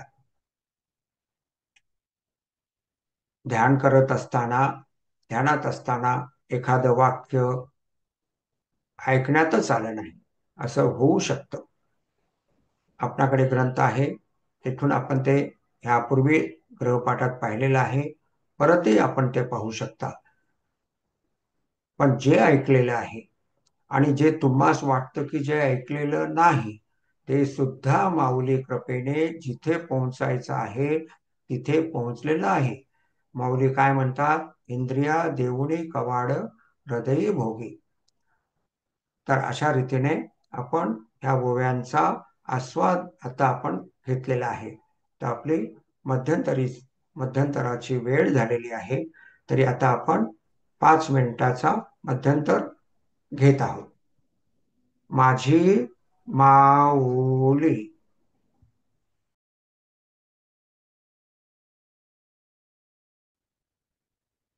माझी माऊली.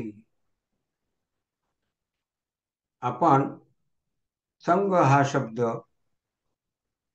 किती महत्वाचा आहे आणि त्याचं भाषांतर आसक्ती करणं हे अत्यंत अपूर्व आहे. हा विषय आपण पाहिला. संघ हा शब्द भगवंतानी 16 वेळेस वापरलेला आहे. त्यापैकी 3 वेळेस प्रस्तुत अध्यायातच वापरलेला आहे. संगम त्यक्त्वा हा शब्द 6 वेळेस आलेला आहे. 16 पैकी 6 वेळेस संगम त्यक्त्वा आहे. आणि मग बाकीचे आता त्यातील आपण संघ दोष, जित संघ दोष हा भाग आपण आता पाहिला. तसं वेगवेगळ्या अध्यायात भगवंतानी जो शब्द वापरलेले आहेत तेही आपण पाहिले. जसे कर्मफलासंग म्हणजे कर्मफलाशी संग सोडावा. भाषांतर काय केलं जातं? कर्मफलाशी आसक्ती सोडावी, पण कर्मफलाशी संग सोडावा. गतसंगस्य संग नष्ट झालेला, संग वर्जिता हा म्हणजे संग वर्जित करून संगरहित झालेला, संघ विवर्जित हा म्हणजे ज्याचा संघ संपलेला आहे. कारणम गुणसंग, हा गुणांचा संगच कारण आहे. सुख संगेन बदनाती ज्ञान संगेन चानघ, सत्वगुण सुखाच्या व ज्ञानाच्या संघाद्वारे बांधतो. जितसंग दोष हा, हे आपण विस्ताराने थोड्या वेळापूर्वी पाहिलं. संगरहितम, मुक्त संघ हा, अशी विविध पद भगवंतांनी वापरलेली आहेत. त्यातील एका पदाचं आपण आत्ता चिंतन केलं, त्यामुळं उर्वरित पदांना आपण ग्रहपाठामध्ये न्याय द्यावा असं अपेक्षित होतं. दिला नसेल तर आपण आत्ता मी वाचलेली पद ज्या श्लोकात आलेली आहेत ते क्रमांकही तिथे लिहिलेले आहेत. त्याच्याशी संबंधित ज्या ओव्या वाचणं आवश्यक आहे त्याचेही क्रमांक दिलेले आहेत, तर ते आपण अवश्य वाचावेत. तर आपला श्लोक 48 पृष्ठ 117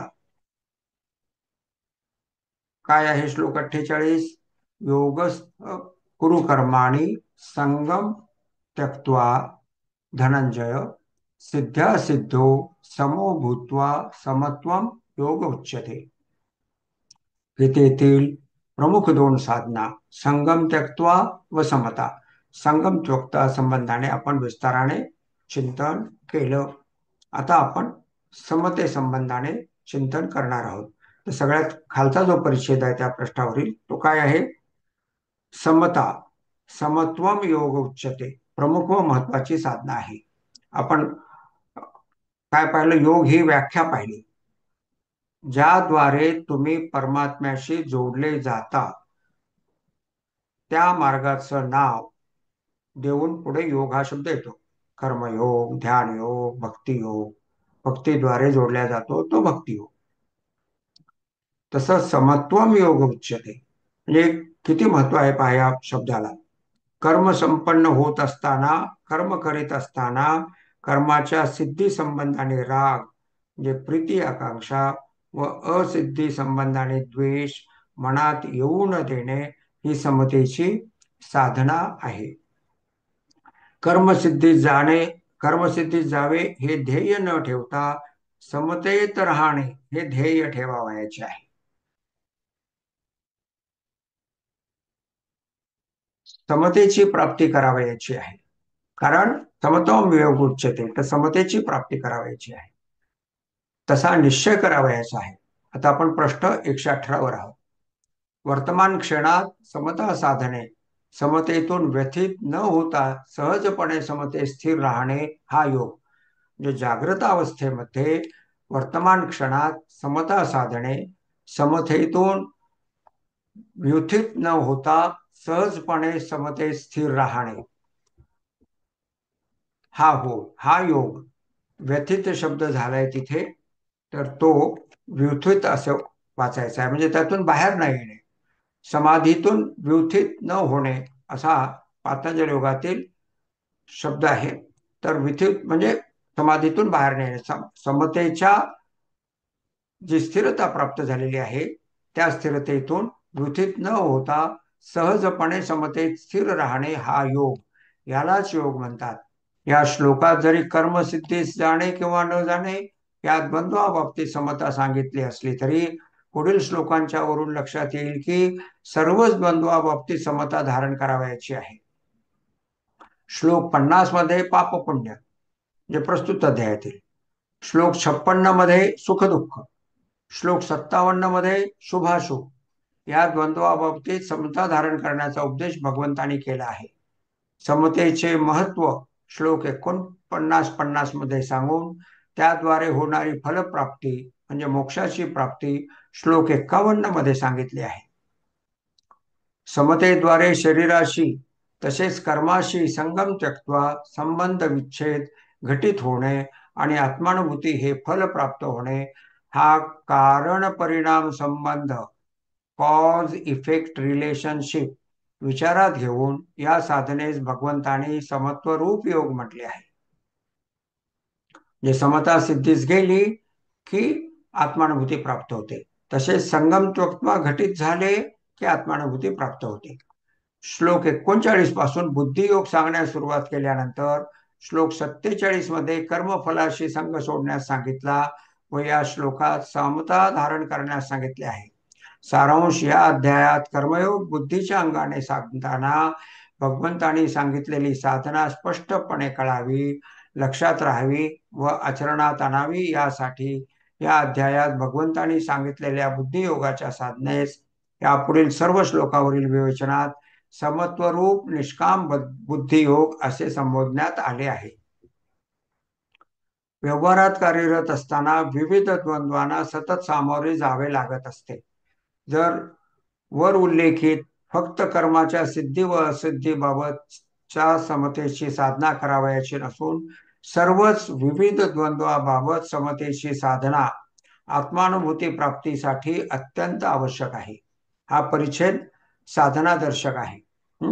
तर सर्वच विविध द्वंद्वाबाबत समतेची साधना आत्मानुभूती प्राप्तीसाठी अत्यंत आवश्यक आहे. भगवंतांनी संपूर्ण गीतेमध्ये 18 अध्यायापैकी 13 अध्यायात एकूण 26 श्लोकाद्वारे विविध 15 द्वंद्वे सांगितली आहेत. एक वाक्य पण अत्यंत अत्यंत महत्वाचं.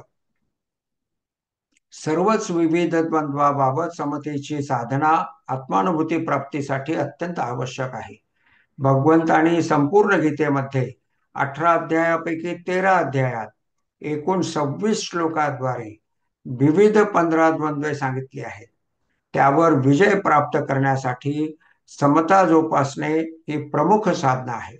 समतेचा वहापोह भगवंतांनी सर्व महत्वाच्या अध्यायात एकूण 12 श्लोकांद्वारे केला आहे. जसं संगम त्यक्त्वा 16 श्लोकाद्वारे सांगितलेलं आहे, तसं गीतेमध्ये 12 श्लोकांमध्ये समता सांगितलेली आहे. समता व द्वंद्वाबाबत परिशिष्ट क्रमांक 2 मध्ये सविस्तर वहापोह केला आहे. त्या परिशिष्टातील काही भाग आता आपण वाचणार आहोत. तर मला असं वाटतं की हे संपूर्ण परिशिष्ट आपण ग्रहपाठात पाहावं. हे परिशिष्ट क्रमांक 2 कुठे आहे? खंड 1च्या शेवटी 4 परिशिष्ट आहेत. त्यापैकी परिशिष्ट 2 आहे. परिशिष्टातलं पृष्ठ 5 आहे. त्या ठिकाणी परिशिष्ट क्रमांक 2 गीतेतील द्वंद्व दर्शविणारे श्लोक व त्यातील साधना सांगितलेल्या आहेत. आपण काढा ते पृष्ठ. अगदी शेवटी शेवटी परिशिष्ट आहेत खंड 1च्या. म्हणजे खंड 1 690 पृष्ठावर संपतो. अध्याय 12चं विवेचन पृष्ठ 690 ला संपतं आणि त्यानंतर परिशिष्ट आहेत. तर पहिलं परिशिष्ट जे आहे ते आहे, त्याला आपण पृष्ठ क्रमांक 1 2 3 4 हे परिशिष्ट 1 आहे. त्यानंतर परिशिष्ट 2 आहे. त्याचं शीर्षक आहे गीतेतील द्वंद्व दर्शविणारे श्लोक व त्यातील साधना. आपण आता पाहिलं की किती श्लोकामध्ये द्वंद्व सांगितलेत ते सांगणारा पहिला परिच्छेद आहे. दुसरा परिच्छेद काय आहे? द्वंद्वामुळे येणाऱ्या विकाराचा आवेग जितका बलवान तितके आपण आत्मानुभूतीपासून दूर आहोत. चित्तशुद्धी तितक्या प्रमाणात शिल्लक आहे. तितक्या प्रमाणात मनाची चंचलता, बुद्धीची अप्रगल्भता दूर होणे शिल्लक आहे. असे स्वतःचे मूल्यमापन करावे. द्वंद्व दर्शविलेल्या श्लोकात जो उपाय साधना द्वंद्वरहितता साधण्यासाठी सांगितलेली आहे तीच फक्त पुढील कोष्टकात म्हणजे पुढच्या पानावरील टेबलमध्ये दिली आहे. द्वंद्वरहितता साधण्यासाठी गीतेतील प्रमुख साधना आहे समता जोपासणे. समतेची साधना स्पष्टपणे समजून घेऊन आचरण करता येण्यासाठी, या समतेची अनुभूती पूर्णपणे कळण्यासाठी गीतेतील पुढील क्रमांकाचे श्लोक 12 श्लोक आहेत. त्यांचे क्रमांक तिथे ओळीने दिलेले आहेत.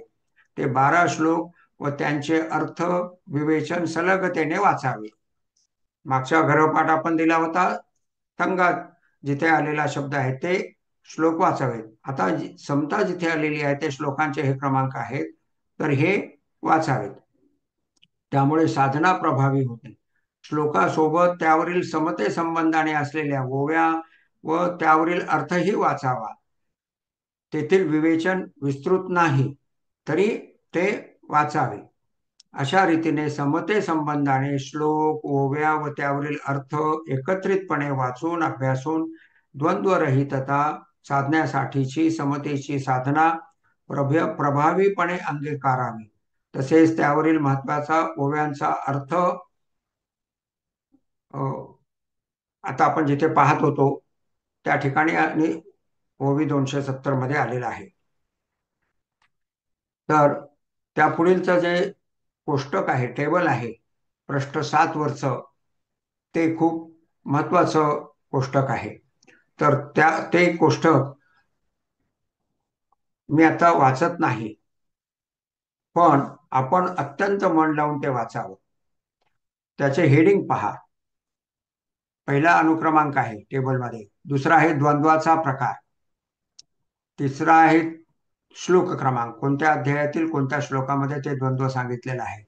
श्लोकात सांगितलेली द्वंद्वावरील साधना पुढे लिहिलेली आहे. तर समता ही साधना पुष्कळ ठिकाणी आपल्याला त्याचं जे कॉलम 4 आपण ज्याला म्हणतो, त्या कॉलम 4 मध्ये समता ही साधना पुष्कळ ठिकाणी आलेली आहे. त्या व्यतिरिक्तच्या ही साधना द्वंद्वा संबंधाने आलेले आहेत. तर कोणतं द्वंद्व कोणत्या श्लोकात आलेला आहे आणि त्यावर कोणती साधना सांगितलेली आहे, त्यातला थोडासा जो उत्सुकतेचा भाग आहे तो पहा तुम्ही. अनुक्रमांक 1 ते 10 मध्ये राग द्वेष हे द्वंद्व सांगितलेलं आहे. ते कुठे कुठे सांगितलेलं आहे त्याच्या पुढील कॉलम मध्ये दिलेलं आहे. कोणत्या अध्यायात कोणत्या श्लोकात राग द्वेष हे द्वंद्व आलेलं आहे. व संपूर्ण गीतेमध्ये राग द्वेष हे द्वंद्व 10 श्लोकात आलेलं आहे आणि 5-6 अध्यायात आलेलं आहे. त्यानंतर अनुक्रमांक 11 शीतोष्ण सुख दुःख, हे आपण श्लोक 14 मध्ये पाहिलं. तितिक्षा त्यावरची साधना आपण विस्ताराने पाहिली. सुख दुःख हे 15 मध्ये, श्लोक 15 मध्ये आहे अध्याय 2च्या, तेही आपण विस्ताराने पाहिलं. आणि विशेष अंगाशी धैर्याद्वारे समता धारण करणे हा त्यावरील उपाय भगवंतांनी सांगितला. त्याच्यानंतर लाभालाभो जया जयो सुख दुःख ही 38 मध्ये, अध्याय 2च्या 38 मध्ये भगवंतांनी ही द्वंद्व सांगितली. साधना काय होती त्या ठिकाणची? समान मानणे किंबहुना समान करणे. समे कृत्वा, आठवा तुम्ही, समे कृत्वा हा शब्द आपण बऱ्याच वेळेस त्या अभ्यास वर्गात वापरला होता. आणि या द्वंद्वांना समान करून कर्म करावयाचं आहे. समान मानून नाही तर समान करून कर्म करावयाचं आहे.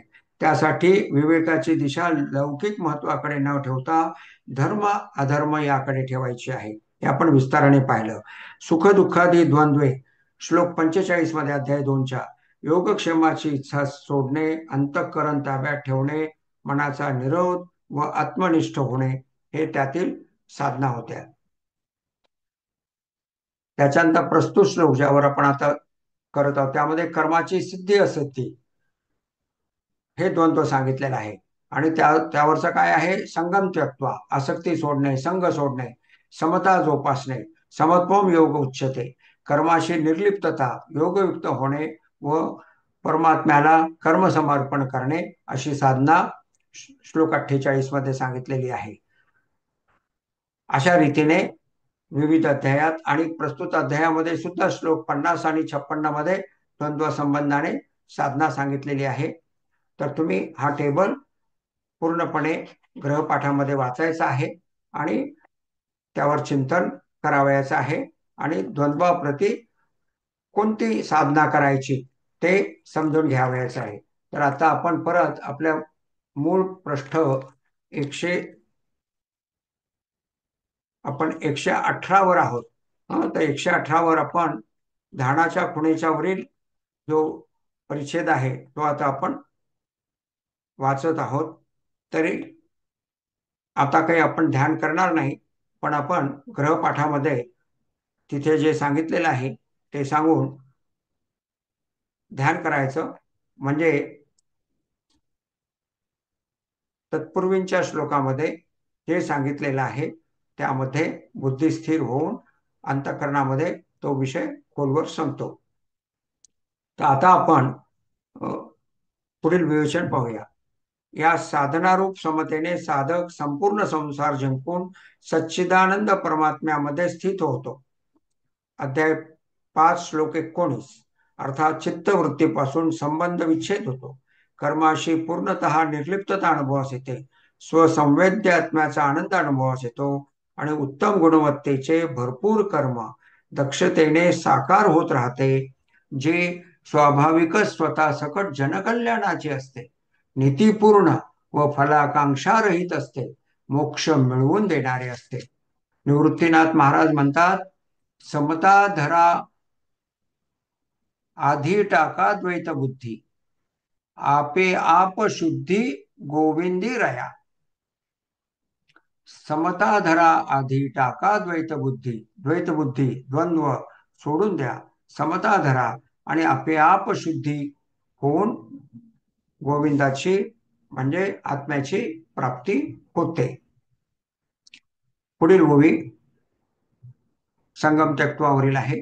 तू योगयुक्त होऊन फळाचा संग टाकून मग अर्जुना चित्त देऊनही करी कर्मे. चित्त देऊन कर्म करावायचे आहेत, समग्रतेने कर्म करायचे आहेत. अर्जुना तू समतारूप योगाने युक्त होऊन फळाशी कर्तृत्व अहंकारामुळे निर्माण झालेला संग म्हणजे संबंध टाकून दे. अर्थात कर्मासंबंधाने आशा इच्छा अपेक्षाशी असलेला तुझा संबंध म्हणजे संग टाकून दे आणि मग आणि तरीही चित्त देऊन दक्ष राहून सचेत सजग राहून समग्रतेने जबाबदारीने कार्यक्षमतेने व साक्षीभाव जोपासत मन लावून सर्व करणीय कर्म म्हणजे कर्तव्य सेवा इत्यादी करीत राहा.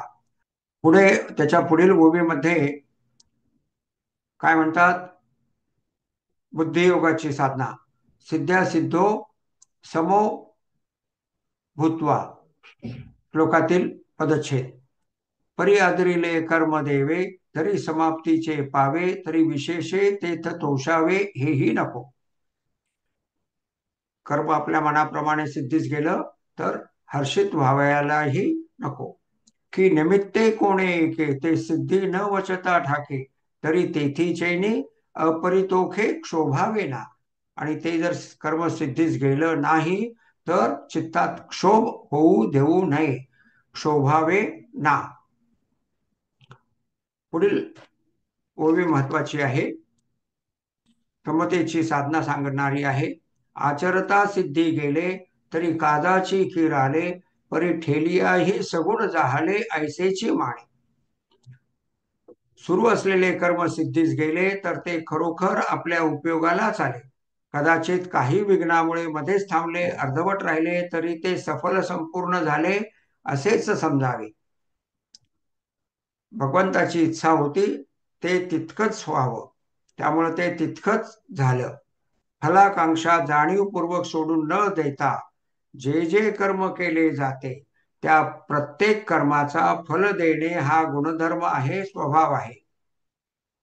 हा विषय आपण विस्ताराने या आधीच्या अभ्यास वर्गामध्ये पाहिलेला आहे. फलाकांक्षा जाणीवपूर्वक सोडून न देता जे जे कर्म केले जाते त्या प्रत्येक कर्माचा फल देणे हा गुणधर्म आहे. केलेल्या कर्माचे पाप पुण्यात्मक फल देणे हा कर्माचा धर्म आहे. एवढेच की केलेल्या कर्माचे फल कधी लगेच, तर कधी कालांतराने, तर कधी जन्मांतराने भोगावे लागते. केलेल्या कर्मानुसार पाप पुण्यात्मक फल भोगावे लागते हे निश्चितच.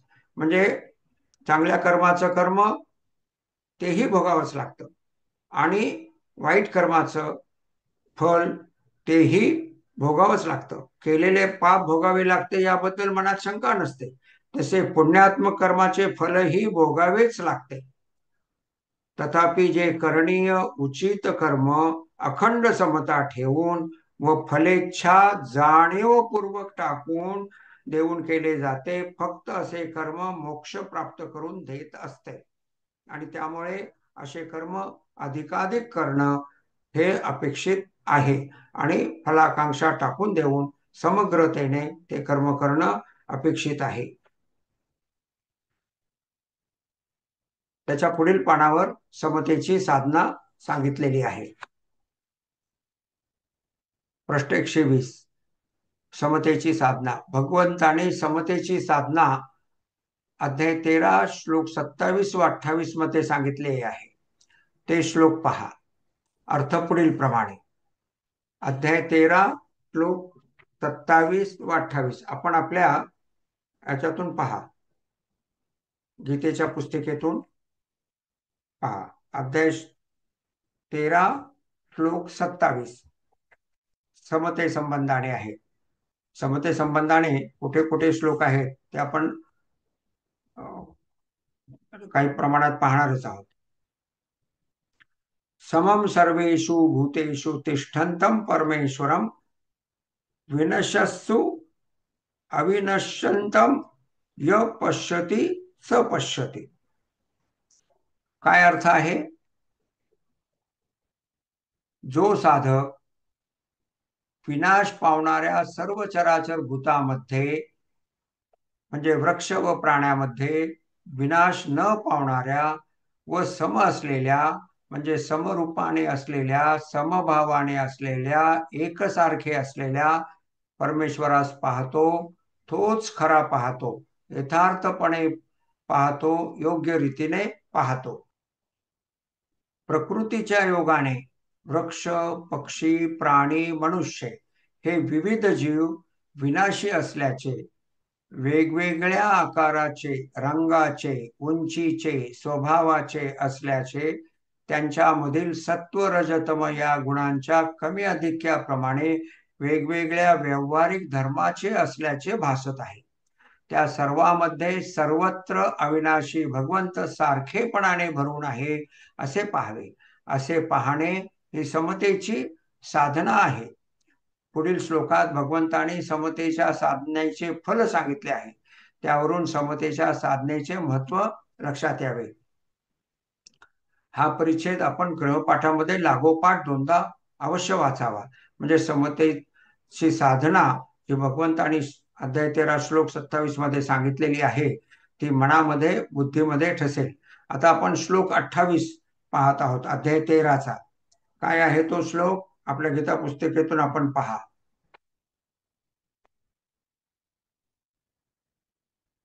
मी पदच्छेद वाचतो.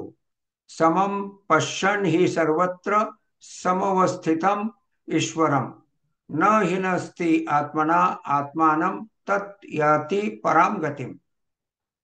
काय आहे अर्थ? अशा प्रकारे एकच ईश्वर सर्वत्र समानत्वाने स्थित असल्याचे पाहणारा म्हणजे देह तादात्म्यात राहण्याद्वारे म्हणजे देह मी आहे या बंधनात अडकवून घेण्याद्वारे पाहणारा आपणच आपला घात करीत नाही. स्वतःसह सर्वत्र परिपूर्णतेने असलेल्या ब्रह्मवस्तूला पाहतो. त्यामुळे तो परमगतीला, मोक्षाला प्राप्त होतो.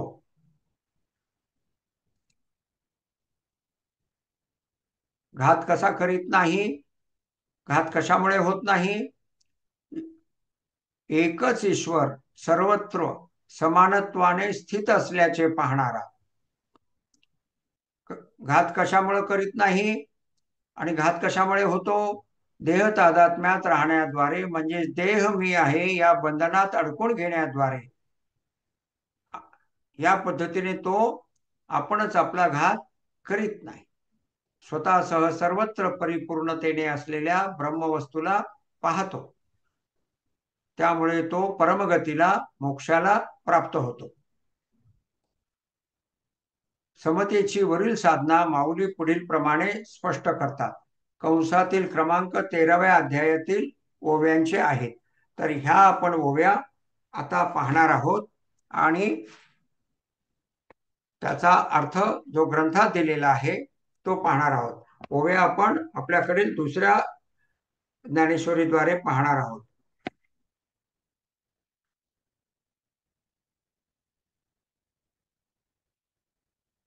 तर ओवी 1055. आता आपण परिच्छेद 2 मध्ये आहोत. परिच्छेद पृष्ठ 120 परिच्छेद 2 वर आहोत.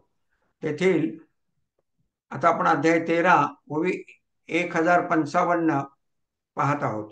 काय आहे ती ओवी? तैसे चराचर आघवे, जे काही जीवू नावे, ते तो उभयोगे संभवे ऐसे जाण. काय आहे अर्थ? सर्व चराचर आणि जे काही जीव म्हटले जाय, जे काही जीव म्हटले जाते, उदाहरणार्थ वृक्ष, किडे, जलचर, प्राणी, पक्षी, मनुष्य, ते सर्व क्षेत्र, क्षेत्रज्ञ, प्रकृती पुरुष या दोघाच्या संयोगापासून उत्पन्न होते असे जा. काय काय क्षेत्र आणि क्षेत्रज्ञ यांच्या संयोगापासून उत्पन्न होते?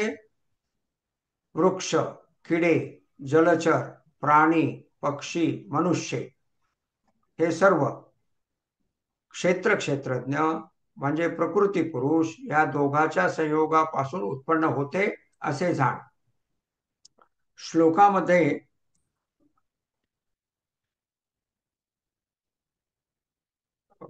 ही तशी ओवी श्लोक 26 वरची आहे, पण श्लोक 27 ची प्रस्तावना करणारी आहे, त्यामुळे ती आपण आता पाहिली.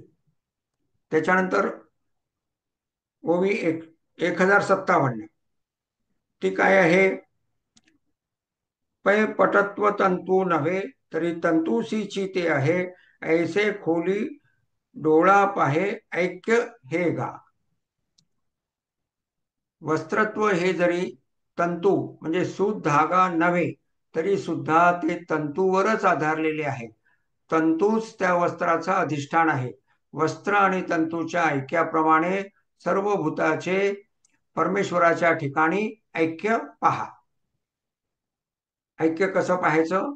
विविध तंतू आहेत असं न पाहता आपण वस्त्र म्हणून जसे पाहतो, तशी ह्या सर्वातली जी विविधता आहे,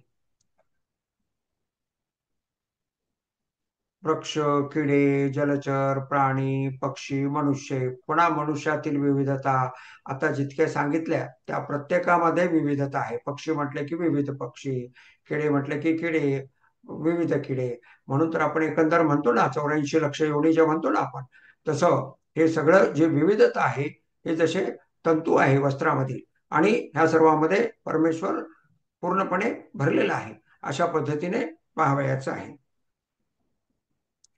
त्यानंतर ओवी 1058-59 ही आपण एकत्रितपणे पाहूया. परिपय भूत प्रतीती वेगळी कसे, याची नामेही अनाने अनारिसी वर्तते. ह्या सगळ्यांची प्रत्येकाची विविध नावं आहेत. वेशही सिनाने, त्यांची वेशभूषाही वेगवेगळी आहे. आगवेयांचे ऐसे देखोनी किरीटी, भेद सुसी हनपोटी. काय आहे अर्थ? एका परमेश्वरालाच प्रकृतीच्या योगाने वेगवेगळे नाम, रूप, आकार, वेशभूषा, प्रकृतीच्या सत्वादी गुण परत्वे, वर्तन व्यवहार करण्याची वेगवेगळी पद्धत प्राप्त झालेली आहे, अशी तू प्रतीती घे. हे सगळं वेगवेगळं तर दिसत आहे, पण त्यामध्ये परमेश्वर पूर्णपणे भरलेला आहे अशी प्रतीती घे. साधनेची साधना आहे ही. ह्या परिच्छेदाला साधना दर्शक उभी रेष आहे.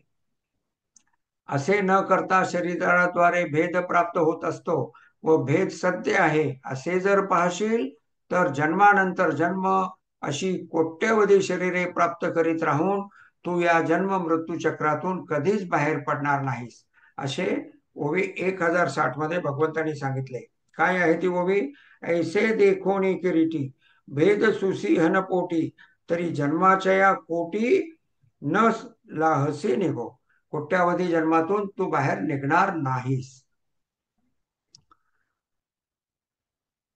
ओवी 1061-62 मध्ये दृष्टांत दिले आहेत. काय आहेत ते?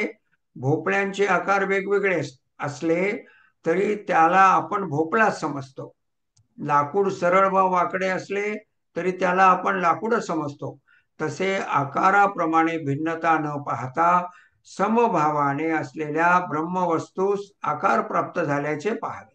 समभावाने असलेल्या ब्रह्मवस्तूस आकार प्राप्त झाल्याचे पाहावे. ब्रह्मवस्तू सम आहे आणि त्या सम असलेल्या ब्रह्मवस्तूस विविध आकार प्राप्त झाल्याचे पाहावे. 1063 मध्ये अजून एक दृष्टांत देतात. ठिणग्यामध्ये उष्णता जशी समान असते त्याप्रमाणे या विविध जीवामध्ये एकच परमेश्वर समानतेने असल्याचे पाहावे. ओवी 1064 ग्रंथातही दिलेली आहे. ती काय आहे? गगन भरी धारा परी पाणी एकची विरा तैसे या भूताकारा सर्वांगी तो. गगन भरी धारा परी पाणी एकची विरा तैसे या भूताकारा सर्वांगी तो. भूताकारा म्हणजे भूताच्या आकारांना. अर्थ, जसे आकाशातील असंख्य पावसांच्या धारामध्ये एकच पाणी असते तसे सर्व आकारांच्या प्राण्यामध्ये सर्वांगाने म्हणजे कणाकणामध्ये एकच परमेश्वर असतो. अशी ही महत्वाची ओवी आहे. घट व मठातील म्हणजे आश्रमाची जी वास्तू असते ज्याला आपण मठ म्हणतो त्या मठातील घट व मठातील आकाश जसे एकच आहे. विविध अलंकार घडविले आठविले तरी एकच सुवर्ण आहे. त्याप्रमाणे कायम व सारखेपणाने असते तसे भूतांचा भास नाशवंत आहे व त्यातील आत्मा म्हणून जी ब्रह्मवस्तू आहे ती अविनाशी व एकच आहे. असं ओवी 1065-66 मध्ये सांगितलंय. तर त्यातील आपण ओवी 66 पाहूया. हा नाशता भूता वासू एक आत्मा तो अविनाशू जैसा केयुरादिकी कसू सुवर्णाचा. केयुरादिकी म्हणजे केयूर हे अलंकार. केयुरादिकी कसू विविध अलंकारामध्ये एकच सुवर्ण असते. तसा भूताभास जरी दिसत असला तरी त्यामध्ये एकच आत्मा अविनाशी असलेला आत्मा आहे. 1067 ओवी पाहूया. काय आहे ती ओवी? एवं जीव धर्महीनो जो जीवेसी अभिन्नो देखे तो सुनयनो ज्ञानिया माझी सुनयन. अर्थ काय आहे? त्याप्रमाणे परमात्मा कर्तृत्व भोक्तृत्वादी व्यवहारिक जीवधर्माने रहित व सर्व जीवांना व्यापून आहे असे जो अपरोक्षत्वाने जाणतो, स्वतःचा आत्मा हा सर्व जीवाशी अभिन्न आहे असे जो जाणतो, तो ज्ञात्यामध्ये डोळस आहे. सुनयनो म्हटले माऊलींनी, ज्ञात्यामध्ये डोळस आहे. अशा रीतीने केलेल्या समतेच्या साधनेमुळे जो भूतांची नामरूप वर्तनाद्वारे भिन्नता पाहून विषम बुद्धीचा भेद धारण करणाऱ्या बुद्धीचा होत नाही, त्याला याच देहात विपुलतेने ब्रह्मसुख प्राप्त होते.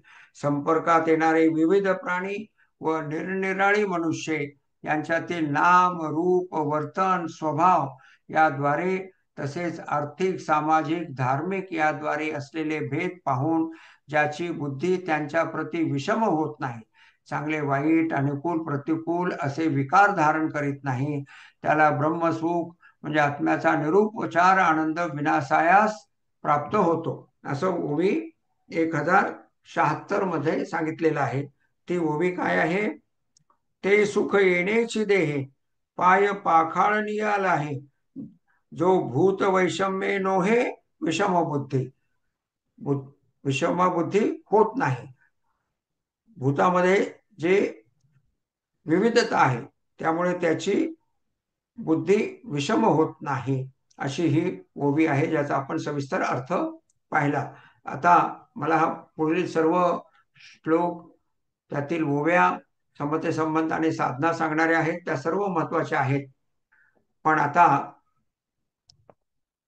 आजचा अभ्यास वर्गाचा वेळ संपलेला आहे, तर त्यामुळे ते अर्धवट न पाहता विविध अध्यायात जी समतेची साधना सांगितलेली आहे, जे श्लोक सांगितलेले आहेत, ओव्या सांगितलेले आहेत, आपण ग्रहपाठामध्ये हे सर्व श्लोक आणि ह्या ओव्या पाहाव्यात असं सांगितलं होतं. पाहिल्या नसतील तर ते आपण अवश्य पाहाव्यात. पुढील अभ्यास वर्गात आपण ह्या सर्व ओव्या आणि ह्या सर्व समते संबंध आणि श्लोक पाहणार आहोत. कारण समत्वम योग उच्यते, बुद्धी योग आहे, समत्वरूप निष्काम बुद्धियोग आहे. आणि ती समता जोपासणे ही बुद्धियोगाची साधना आहे. बुद्धियोगाची जडणघडण कशी असावी, बुद्धीची दिशा कशी असावी, बुद्धीमध्ये काय स्थिर असावं, तर समता स्थिर असावी. आणि ती कशाने स्थिर होते, ती कशी स्थिर होते, हे सर्व विविध अध्यायामध्ये समता या साधने संबंधाने सिद्धांत साधना अनुभव सांगितलेले आहे.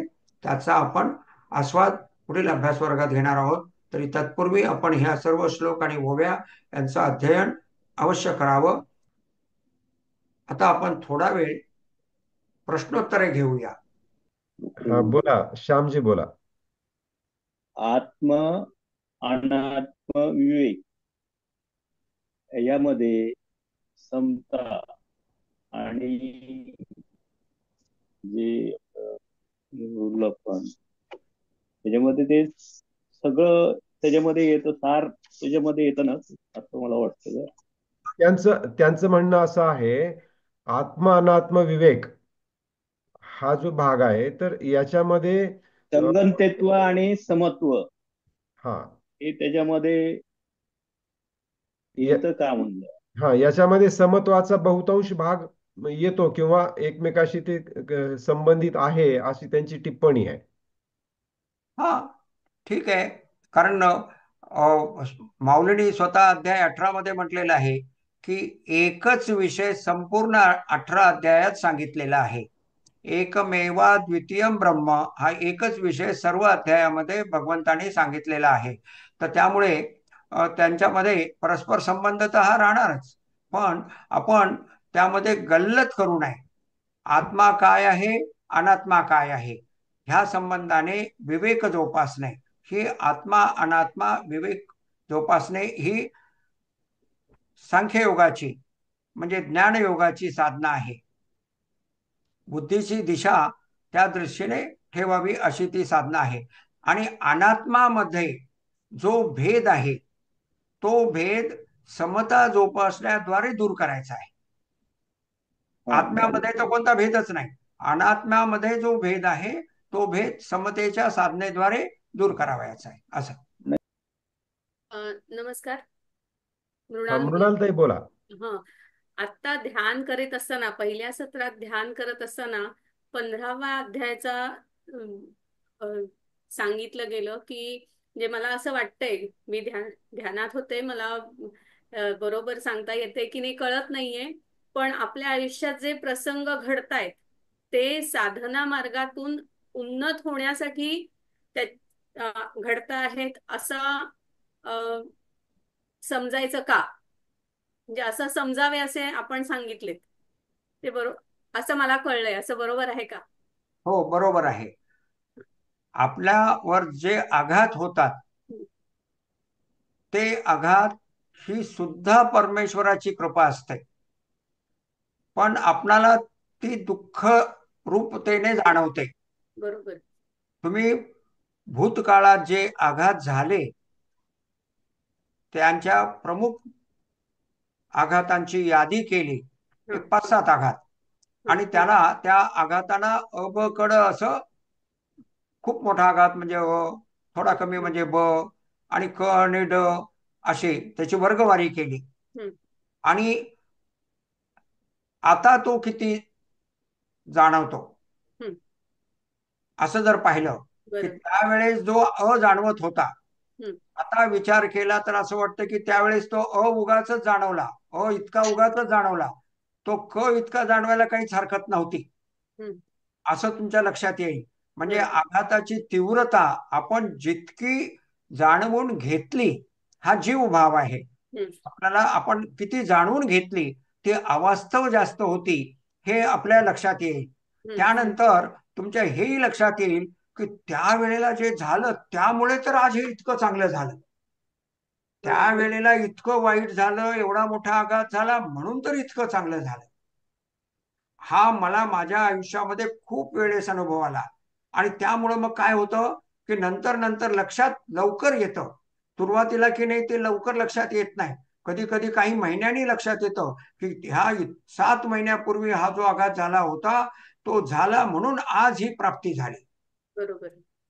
त्यातून मी हे शिकलो, त्यामुळं मी असा घडलो आणि त्यामुळं मी इतका पुढे गेलो. म्हणजे जो आघात झाला तो माझ्यावर कृपाच होती. इथपर्यंत माणसाची भूमिका भगवंताप्रती दृढ होऊ शकते, असं लक्षात घ्यायचं. आणि ज्यावेळेस आघात झाला त्यावेळेस शांत मनाने, माझ्यावरच आघात कसा का झाला, हा दुसऱ्यावर का होत नाही, अशा पद्धतीने विचार नाही करायचा. ह्या आघातावर काय करणं आवश्यक आहे, म्हणजे become the part of the solution. समस्येचा भाग न राहता समाधानाचा भाग व्हायचं, सोल्युशनचा भाग व्हायचं.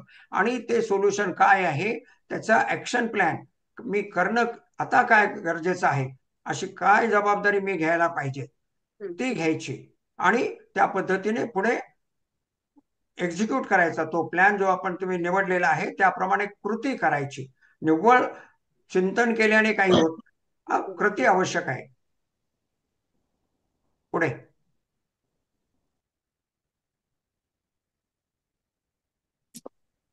जय गुरुदेव. बोला वर्षाताई, बोला. सो मला आता ह्याच्यातनं असं विचारायचं होतं की जो आघात झाला, मग तेव्हा जेव्हा आघात झाला तेव्हा आपल्याला थोडा वेळ तरी असं बेचैनी होतीच. पण आता ह्या नॉलेज मध्ये आल्यापासून बऱ्याचदा असं बघायला, ठीक आहे झालं ते ठीक आहे, आता पुढे काय, म्हणजे तो ऍक्सेप्टन्स खूप आला फास्ट. अगदी तुम्ही बोललात म्हणून एक स्वयंपाकघरातलं उदाहरण देतो. कप बशी फुटली की वाईट वाटतं, पण नवीन आली की अरे ही जास्त चांगली आहे, नाही का. म्हणजे अगदीच लहान उदाहरण द्यायचं झालं तर मोठ्या उदाहरणामध्येही असाच प्रकार होतो. जे होतं ते चांगल्या, आपण आपले काही काही प्रॉव्हर्ब्स आहेत ना आपल्या, जे होतं ते चांगल्यासाठीच होतं असं आपण कितीतरी वेळेस म्हणतोच की नाही. तर हो. अनुभवात आणायचं. आणि तुम्ही हा एक तुमचा मुद्दा होता की आज जो आघात झाला तो ह्या जन्मातल्या कर्मामुळेच झाला असं आवश्यक नाही. तो पूर्वजन्मीच्या कर्मामुळे ह्या जन्मात प्राप्त झाला. कारण कर्माचं फळ हे कधी लगेच मिळतं, तर कधी कालांतराने मिळतं, तर कधी जन्मांतराने मिळतं. मग ते पाप असो किंवा पुण्य असो, दोन्ही कर्मांची फळं भोगावीच लागतात. तर त्या पद्धतीने काही मागील जन्मात घडलेलं असेल किंवा काही ह्या जन्मात घडलेलं असेल, त्यामुळं आघात होतो. आणि आपण हेही लक्षात घ्यावं की जे काही घडतं त्या सर्वासाठी मी जबाबदार आहे. त्यामुळे हा माझ्यावर आघात झाला म्हणजे ह्याला दुसराच कोणीतरी जबाबदार आहे असं समजून दुःख विषादास भजत राहावे, अशी आपण एका अभ्यास वर्गामध्ये पाहिलं पहा. विषादास भजत राहणारे देखील खूप लोक आहेत, सोडतच नाहीत आणि नुसतं विषादातच राहतात.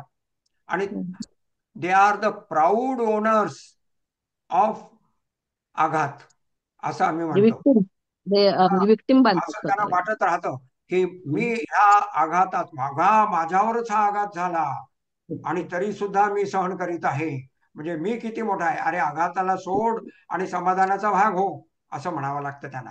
पुढे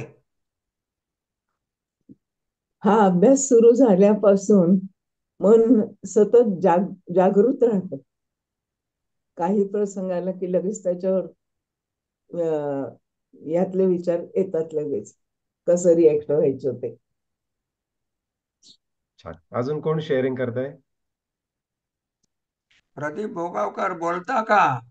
काही नाही, श्रवण खूप छान होत आहे. आता अनुभव घेणं रोजच्या रोज चालू आहे. खूप छान. प्रत्येक प्रसंग हा युद्धाचाच प्रसंग आहे आपल्या पुढे. बस सामोरे जायचं शांतपणे, दुसरं काही नाही. खूप छान. स्वातिमा आहेत हा, वा, काका. बोला. स्वातिमा बोलतायत, बोला स्वातिमा. सगळ्यांना आधी थोडी ओळख करून देतो. स्वातिमा आमच्या सिद्ध समाधी योगाच्या शिक्षिका आहेत आणि जवळपास 40 वर्षांपासून त्या समत्वाच्या साधनेमध्ये आहेत. मा बोला. काही नाही, मला खूप खूप हे आवडतंय. माधव काका खूप छान सांगतात वर्णन, म्हणजे एक्सप्लेन करून. आणि ज्ञानेश्वरीतली उदाहरणं इतके दिवस मी फक्त ऐकत होते की MA च्या पार्टला सुद्धा ज्ञानेश्वरी अभ्यासाला आहे, पण यातली दिलेली उदाहरणं मनाला खूप भावतात. आणि त्याच्याबरोबर जे रेफरन्सेस आहेत विवेक चुडामणी किंवा इतर काही संदर्भ ग्रंथ आहेत त्यातली उदाहरणं माधव काका देतात. त्यामुळे ते जास्ती रसभरीत होतं आणि समजायला खूप सोपं जातं. आणि नुसतं समजायला नाही तर कधी कधी आचरणात आणताना सुद्धा याचे संदर्भ आणि त्यातली उदाहरणं लक्षात येतात. ज्ञानेश्वरीत किती छान सोप्या पद्धतीने उदाहरणं दिलेली आहेत. अगदी आजच सांगायचं तर भोपळ्यांचे वेगवेगळे आकार असतात, पण म्हणजे इतकं साधं आणि नेहमीच्या आयुष्यातलं उदाहरण आहे. पण त्याच्यामुळे आपल्याला समत्व यायला किंवा सगळ्यांच्यात परमेश्वर पहा असं आपण जे SSY मध्ये शिकलो आणि सगळ्यांना नमस्कार करतो, तर आपल्या मनात कधी कधी असं येतं की हे कसे आहेत लोक बाबा, पहिल्यांदा ज्या वेळेला ओळख नसते.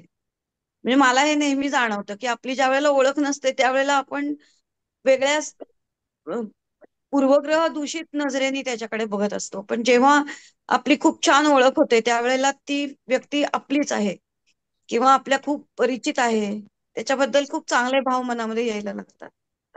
मग हे जसं होतं तसं सर्वभूती परमेश्वर आहे ही जर आस्था मनात बाळगली आणि याने चालत गेलं तर सहजच आपल्या मनामध्ये इतर काही लोकांचे काही इतर भाव मनात येत नाहीत आणि समत्वम योग उच्चते या स्थितीला पोचायला खूप लवकर मदत होते. मला याचा खूपच फायदा होतोय, खूप छान वाटतं. आणि हा सत्संग म्हणजे कधी रविवारी येतो आणि अशी उत्सुकता असते की रविवारी येतोय आणि आपण आता हे ज्ञानेश्वरीतलं वर्णन ऐकायला तयार राहायला पाहिजे असं वाटायला लागतं. छान. सगळ्यांचे खूप खूप आभार मानूयात आज. आणि सहभाग घेतला सर्वांनी. छानपैकी गप्पा गोष्टी झाल्या. कारण प्रत्येक वेळी अशा गप्पा गोष्टींचा आपल्याला संधी मिळते असं नाही, पण ह्या निमित्तानं थोडस एक आपण ज्याला हार्ट टू हार्ट म्हणूया, किंवा अगदी फारच विषयाला धरून नसलं तरी पण एक मन मोकळं करण्याची एक संधी ह्या निमित्तानं आपल्याला मिळते. तर आपण परत एकदा आपल्या कार्यक्रम पूर्तीची प्रार्थना माधव काका घेतील आणि त्यानंतर आपल्या कार्यक्रमाची सांगता होईल. माधव काका. माझी माऊली पुंडलिक वरदा हरी विठ्ठल श्री ज्ञानदेव माऊली ज्ञानेश्वर महाराज की जय. जगद्गुरु तुकाराम महाराज की जय. शांती ब्रह्म एकनाथ महाराज की जय. पंढरीनाथ भगवान की जय.